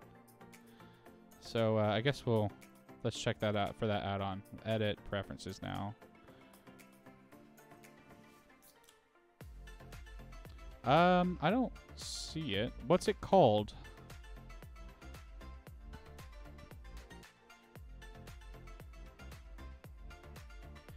Because CAR only brings up like CAD mesh tools, MT. I don't see it. It's called Carver MT, so it is not in Blender 2.8. At least not in this iteration, which I got this on like, I think I downloaded this January 16th or something like that, a month ago.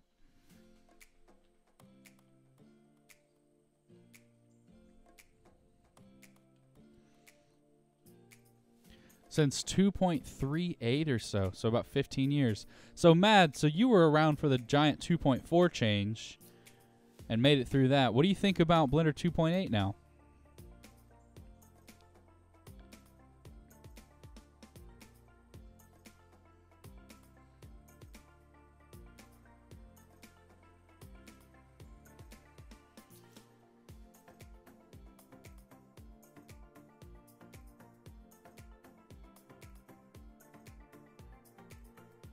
You're ambivalent about it. Well, that's good.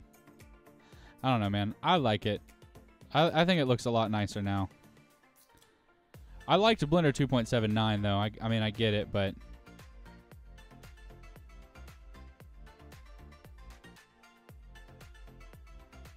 Gotta get going. Biblical discussions and talking about abnormal is fun. Au revoir. All right, Legendary. Thanks for hanging out, man. Catch you later. All right, so this is kind of going to be what the base looks like. I think this whole thing should be a little bit wider, though. So maybe we grab this and scale that out just a tad. And, you know what? Maybe. Hold on. So let's do this. Instead of... Let's just delete these vertices here. And we'll fill that in. Or I guess, you know what? Let's not do it that way.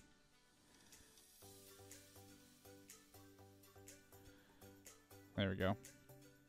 Now it's all the way around. But what I actually want, I shouldn't have even done that. Because what I actually want, we'll just delete these. Delete those vertices.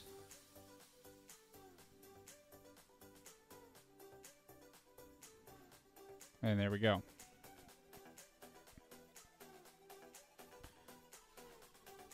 So maybe let's turn on proportional editing and just kind of scale up the boot. There we go. I think that makes a lot, that looks a lot better.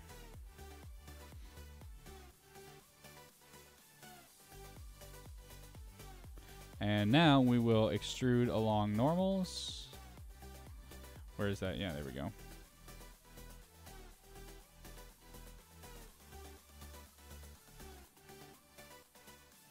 Oh, okay. Hold on. Let's fix this back topology real quick.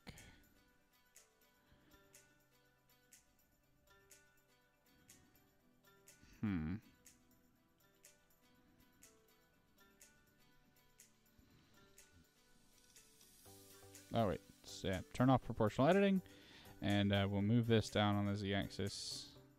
Okay, let's grab all of these, scale z0, move this down on the z-axis. So roughly there.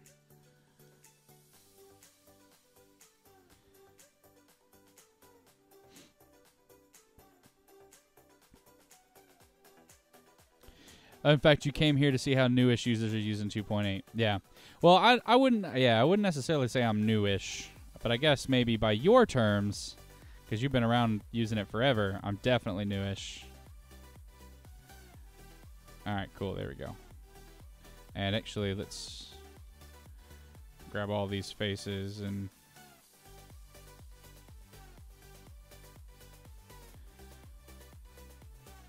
scale Z0. Now make sure they're perfectly on the yeah, new-ish.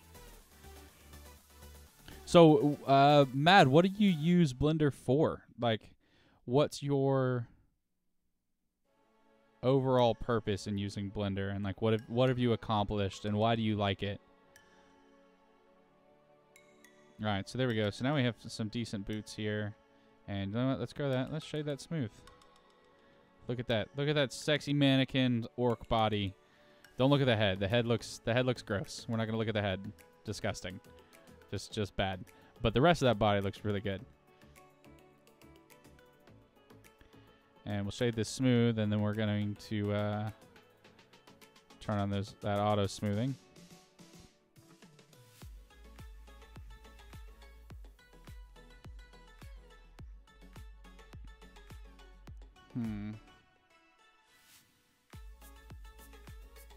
Some of these look really nice, or like some of it looks really nice, but all right, let's go ahead and shade that flat again, and we'll just keep working on it. I think this is going to be a good base.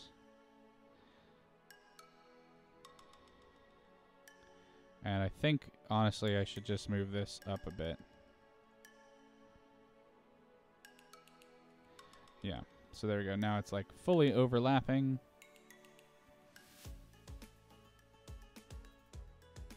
And in truth, let me hide the orc body just so I can grab this face here. And we'll bring it back.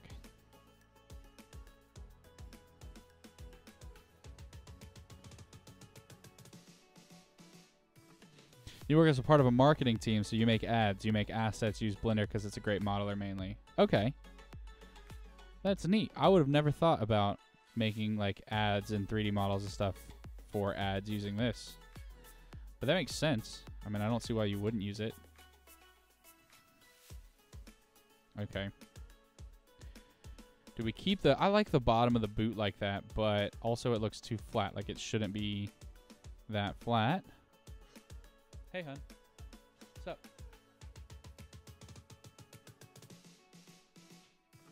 All right, cool.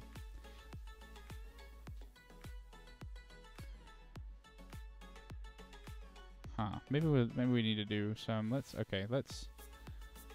actually... You know what? We'll go ahead and we'll delete this for now.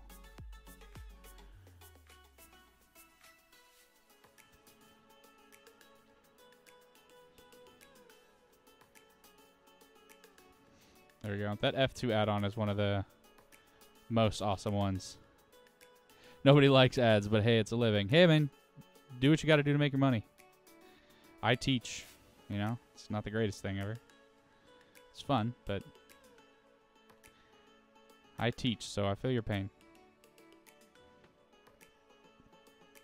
All right, cool. So we have some boots, and what are we going to do here? We are going to put in...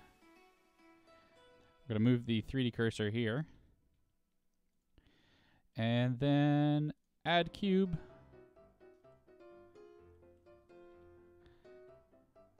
Ah, will it create it there? Really?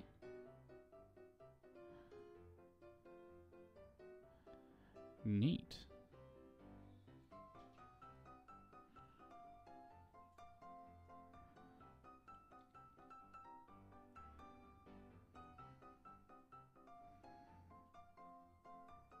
Maybe I'm thinking like maybe this could be like a guard, like a shin guard type of thing.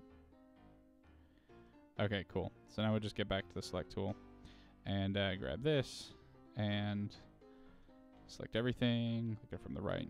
Rotate that.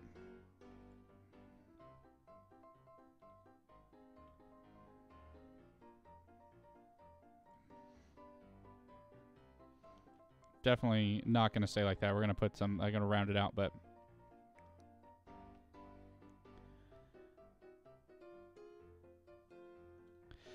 so what we did was we created a terrible face, so we're not going to look at that. U-bite. We made a terrible face. We kind of finished sculpting the body. I shaded it smoothly. We can shade it flat. You don't see much of a difference because it's pretty smooth. But with it smooth, you definitely don't see any of those individual faces or whatever. And we made some boots. We started working on those. Made a little like shin guard piece. So... But yeah, I'll probably adjust it after the sculpt. You know, we sculpt it smooth and then get the boot the way we really want it.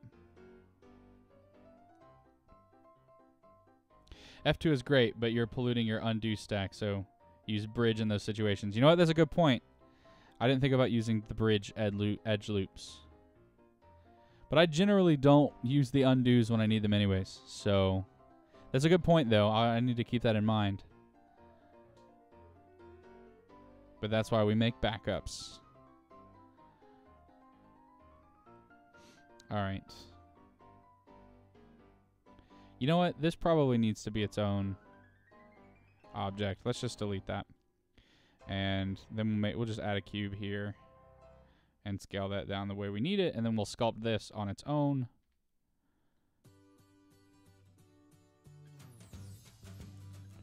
Probably going to be something like that. Maybe like that.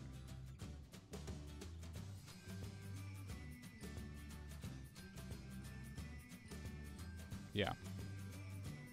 Something like that, and then we'll scale it, and we'll add a mirror modifier to it. And we'll mirror it across the boot. So there we go. And this will be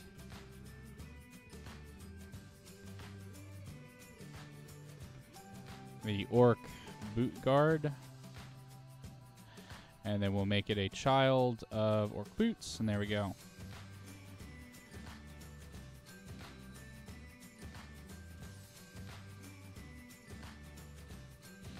Okay.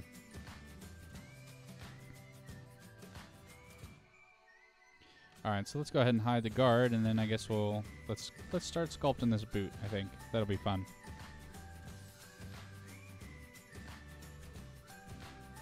Never sculpted a boot before, this will be new. But I think we'll just try to do kind of the same thing we had last time. So into sculpting mode on the boot. And we'll start our normal way with inflate and a super light brush, or a light strength.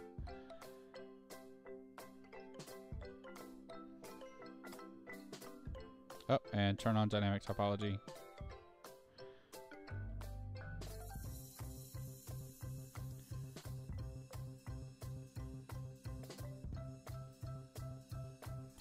And then just smooth that sucker out.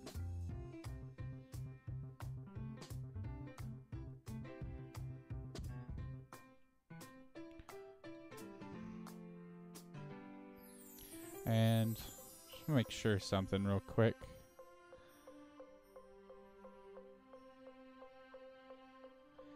Hold on, wait a second. Where's my... Okay, yeah, so it is unifying the strength. Just wanted to make sure on that.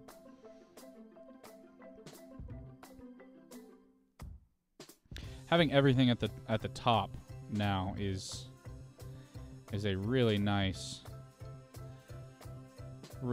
feature. So I don't have to continue to scroll through things. I can just find the drop-down list. I enjoy that quite a bit.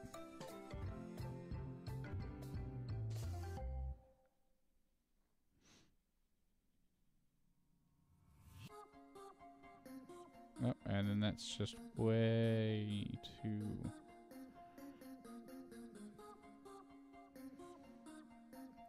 harsh.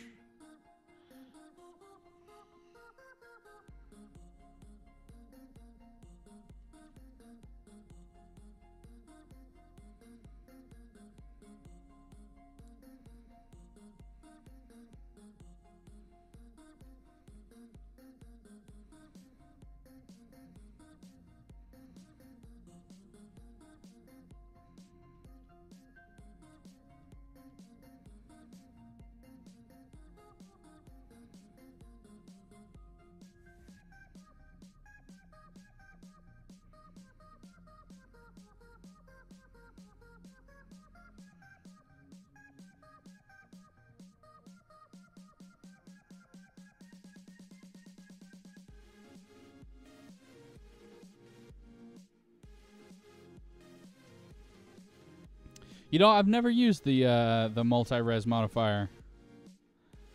I know it's a good one. I've just never used it. I don't know. I kind of like just switching to like dynamic topology. Maybe it's not the best way, but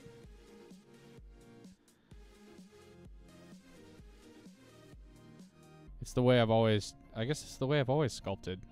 So I've just stuck with that.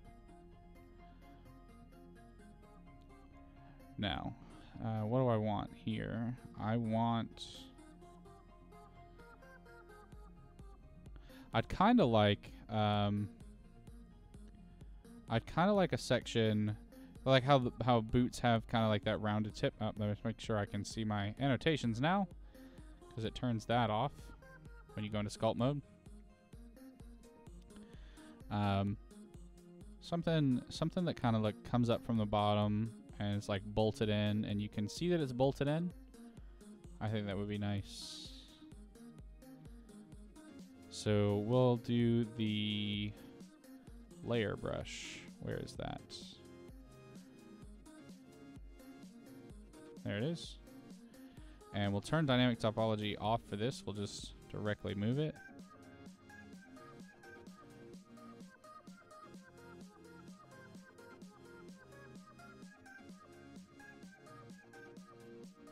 Oh, that's just bad. Let's not do that. Let's undo that, yeah. You can achieve much higher poly counts, and you don't have to deal with triangle soup, so you can unwrap and texture a rig for animation. Huh. Yeah, I'll give it a shot. I'll give it a shot. It's one of those things that, like, on my YouTube channel where because I teach this stuff, I don't have an opportunity to really go into modifiers, but the multi-res modifier was one of those that I really wanted to, like, cover on the channel. All right, so let's...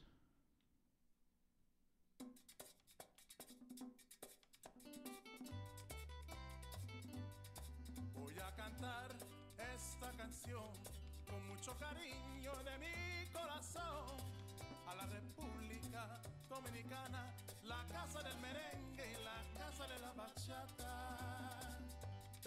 Voy a cantar esta canción con mucho cariño de mi corazón a la República Dominicana, la casa del merengue y la casa de la bachata. La la la la la la la, la casa del merengue. La la la la la la la.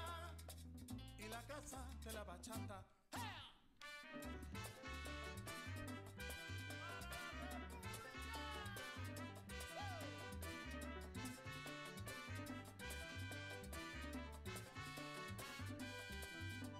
Música, música, música, te traigo música, música, música, música de la República. Ajá.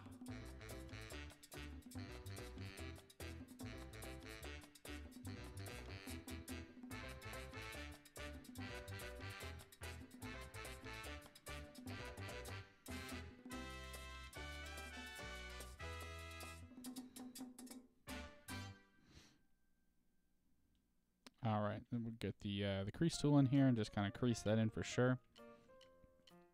Until recently, it was somewhat broken. You get spikes due to float precision, but they fixed that. It was recently fixed by Sergey. Ah, interesting.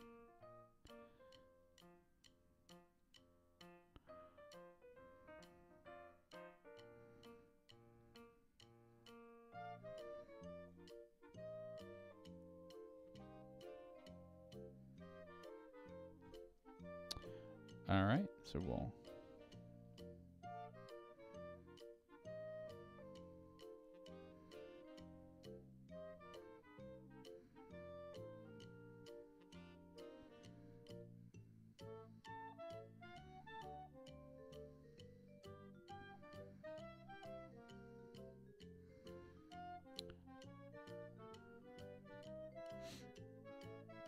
Okay, that's gonna actually give us a pretty decent groove there, and then we'll grab the pinch brush, which I think I can do with the P, yeah. And just kind of pinch this together.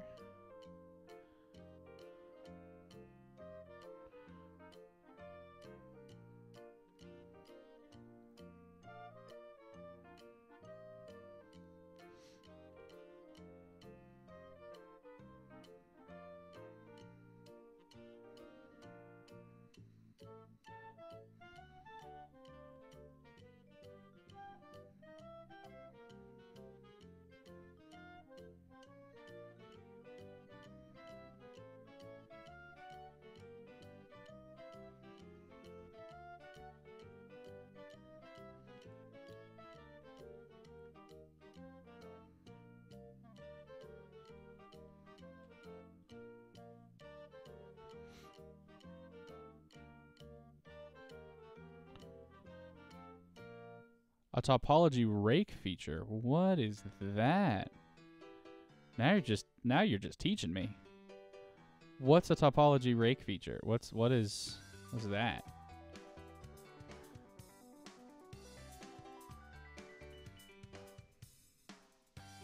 All right.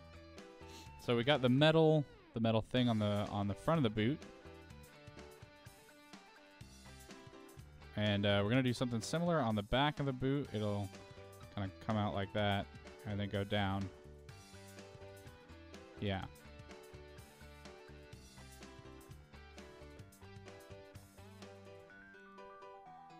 Do I have it? Do I have it on? Basically aligns the triangles along your stroke. How do I... Oh, there it is. Topology rake. Ah, so if I do this, and I were to pinch this closer, it aligns the triangles so that it actually... Okay, I see how that looks a lot cleaner.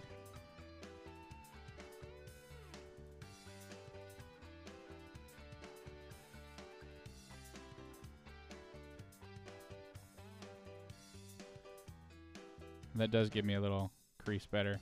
Okay, and then let's grab the scrape brush. Is that this one? Yeah, there we go. I don't know what the new icons look like yet. So we'll scrape this down. And actually, let's just draw a mask on this so I don't mess this up. I don't want to mess this area up.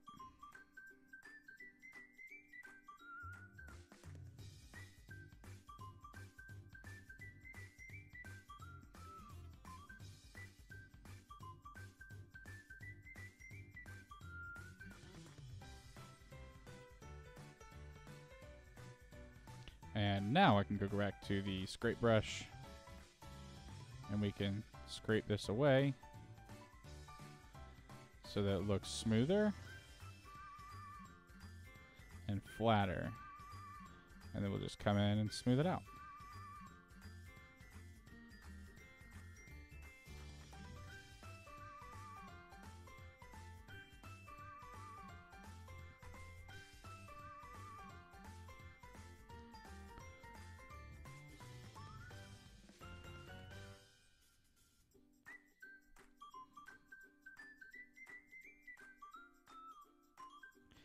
Okay.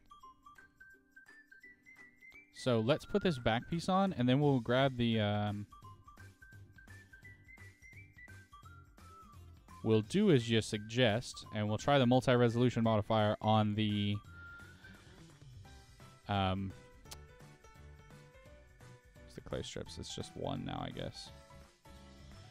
On the boot guard that we have.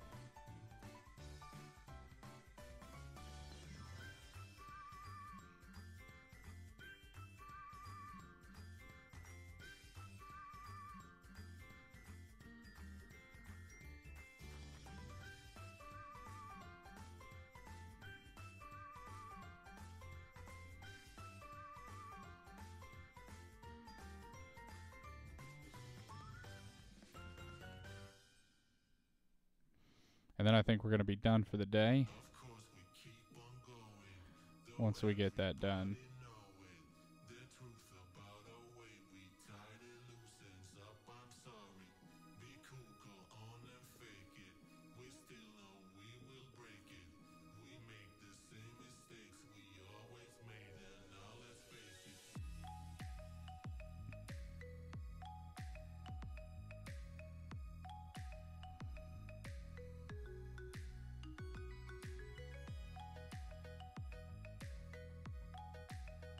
Works best if you have somewhat uniform density and nice square quads. Okay, I'll keep that. Yeah, we'll keep that in mind. I think that should work just fine for our boot guard that we have. Where's the scrape brush here? Let's grab that and we'll kind of...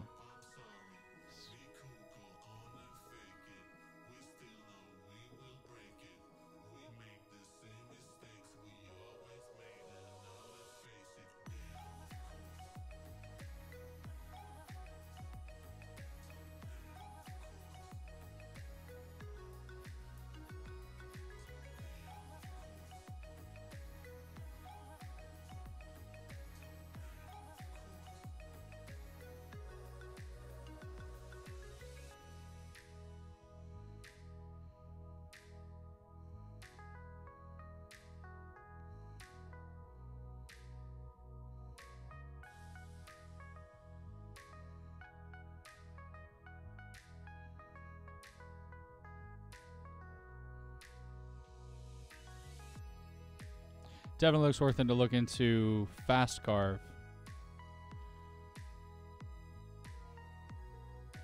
Okay, so apply multi-res, and then if I don't like it, work with Tintopo. Okay. We'll give it a shot.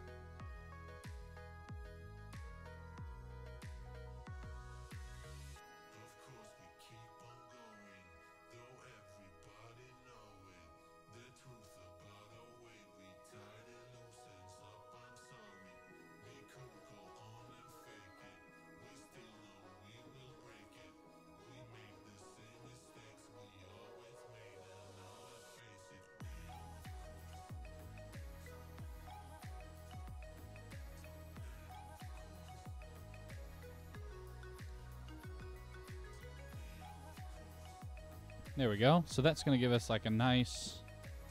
Go ahead and delete those annotations now. So that gives us kind of a nice like metal look.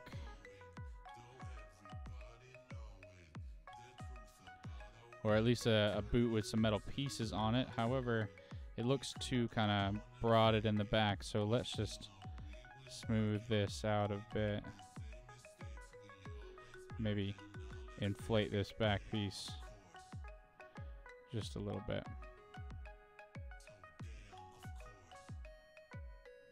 And then smooth it out.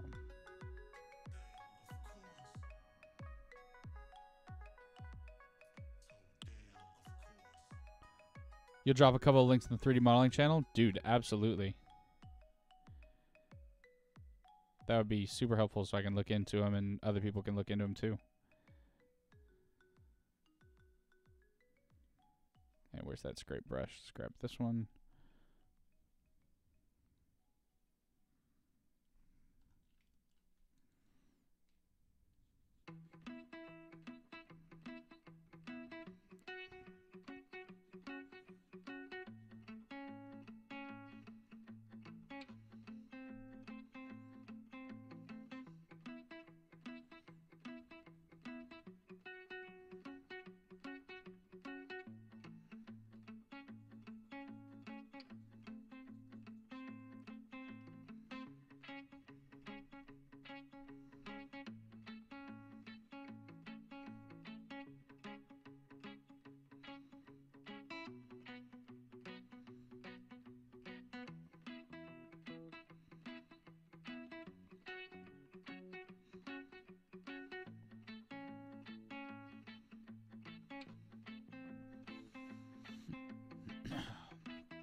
Okay, that'll work.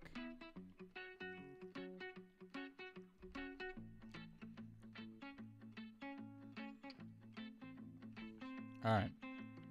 So I think as far as that is concerned, we're good. So now we have our mirrored thing. Let's bring up the boot guard.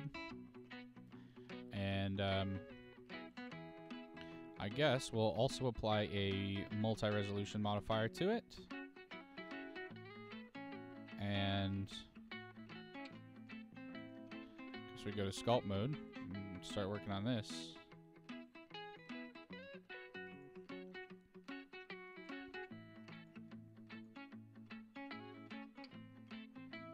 Why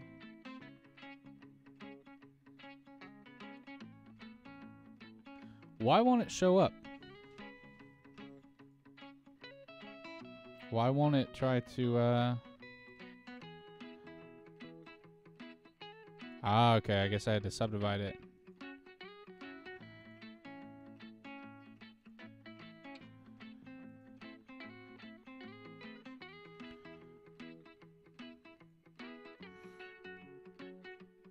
Just add some edge loops.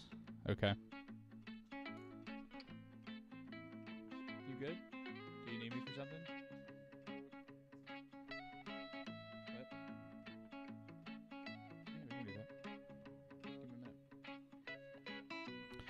All right, so I guess we'll go into edit mode then, and you say add some edge loops. So we'll do that. Maybe add another one here. Which I could have just scrolled up and taken that, but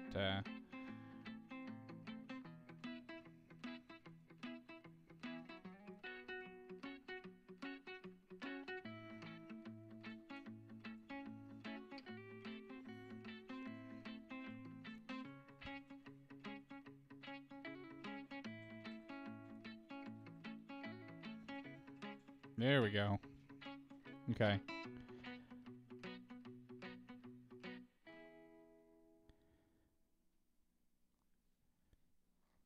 Okay, so now we've got that. Now we've got the, yeah, okay, so we've got square quads.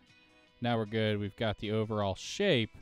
So then this is more like sculpting in like what ZBrush is, right? So I can grab the layer brush here, and I can pull the layer brush up and kind of move things out and create this rim. But it's not layering it in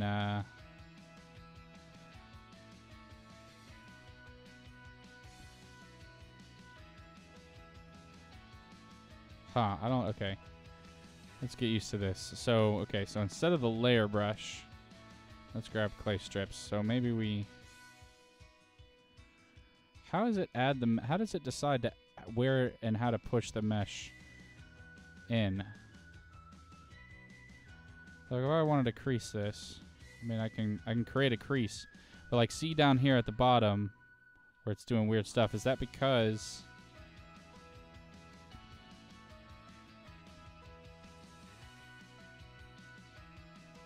Hold on, let's grab the offset tool. Dang, I don't want to do that. This is a new weird way of sculpting.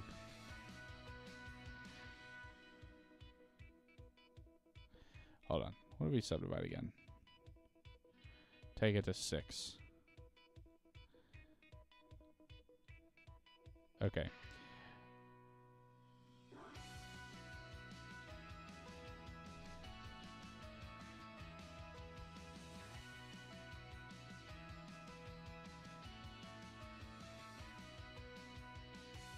Wait, what is it? What do you mean it has a non-uniform scale? Ah, okay, hold on. Control A. Apply scale. There we go. That explains why the sculpting was weird. Its scale wasn't working. Okay, so now I should be able to... Let's smooth this out.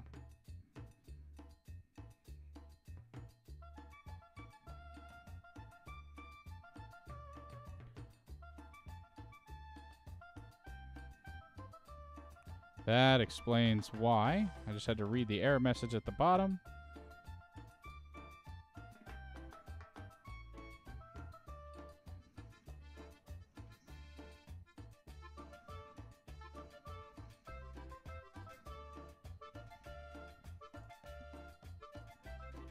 And where's the flatten brush? Right here. What's that hotkey now? Shift T. Why is Shift T flatten?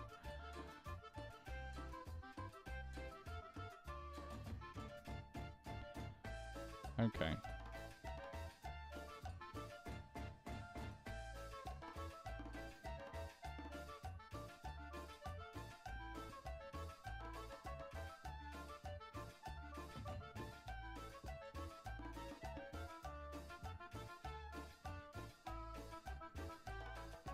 Huh, this is certainly an interesting way of doing things. So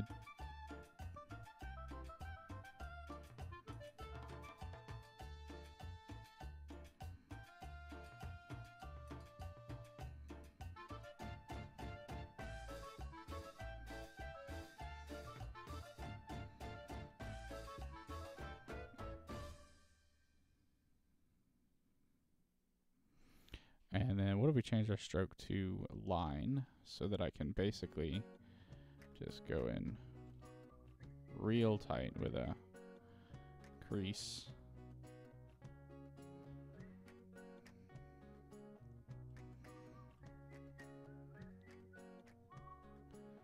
The new key map is not well thought out. Yeah, well, I do like the fact that basically you just hit spacebar and you get all of them, so you don't really have to worry about like hotkeys really, because you can just pop up a context menu. But yeah, some of the things are good. Some of them not so much.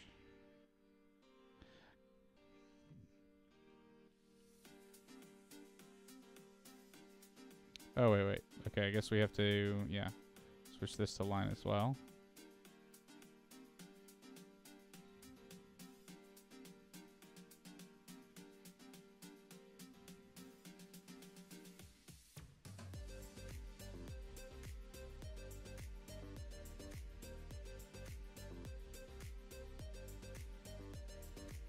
Interesting. So now we go back to the layout.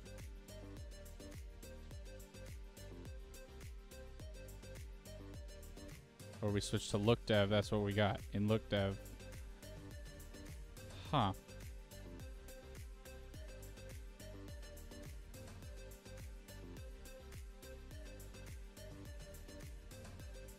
Okay. I see that, like, why that works. I see why that's good. I don't know how I feel about actually using it this way. Of course, I'm also trying to sculpt when I really could be using. You don't use the active tools at all. Well, I mean, you can set up your a quick favorites. So, that was probably in the old Blender, but I didn't know about it.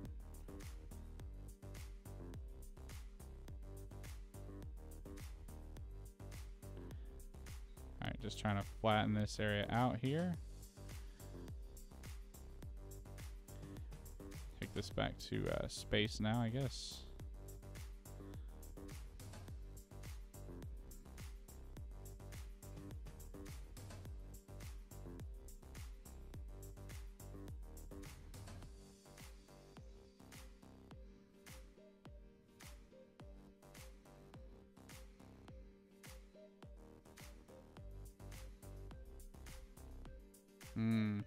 The pinch brush does work a lot nicer in this mode, though.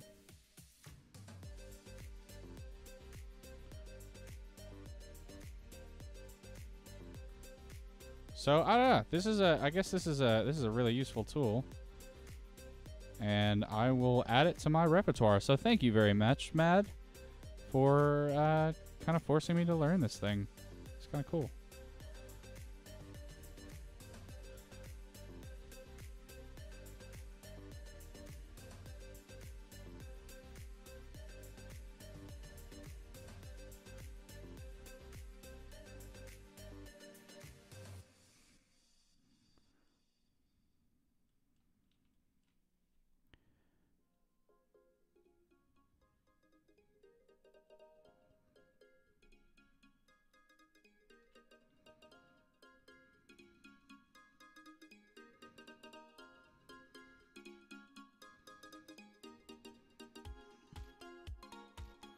Almost everything used to have a keystroke, and I knew 95%, but all that muscle memory has been rendered near useless.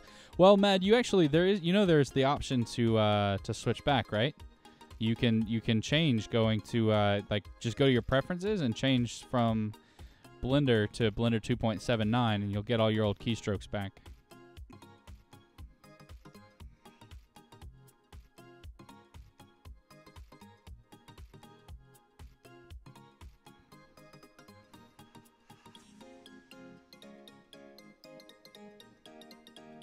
Okay, so we tried that. I don't know how I feel about it, but that's what we're looking at now.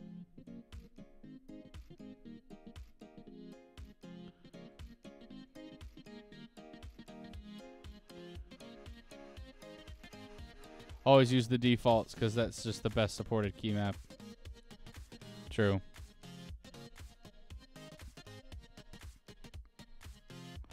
All right, well, guys, it is 3 o'clock. We're going to cut the stream a little short. We've done, what, 4 hours today? So this is actually about the standard amount of stream time that I've been doing on Saturdays now since my wife's new schedule. So we actually got a lot of done. Forget about the face, though. The face looks bad. We'll come back. We'll either take Who-Man's suggestion and rip the face off and then, like, create something else or whatever, but right now we've got a decent looking orc, I think. Just need to put in some more fine details to it, but yeah, we've got some orc, we've got the orc, we've got some boots worked on.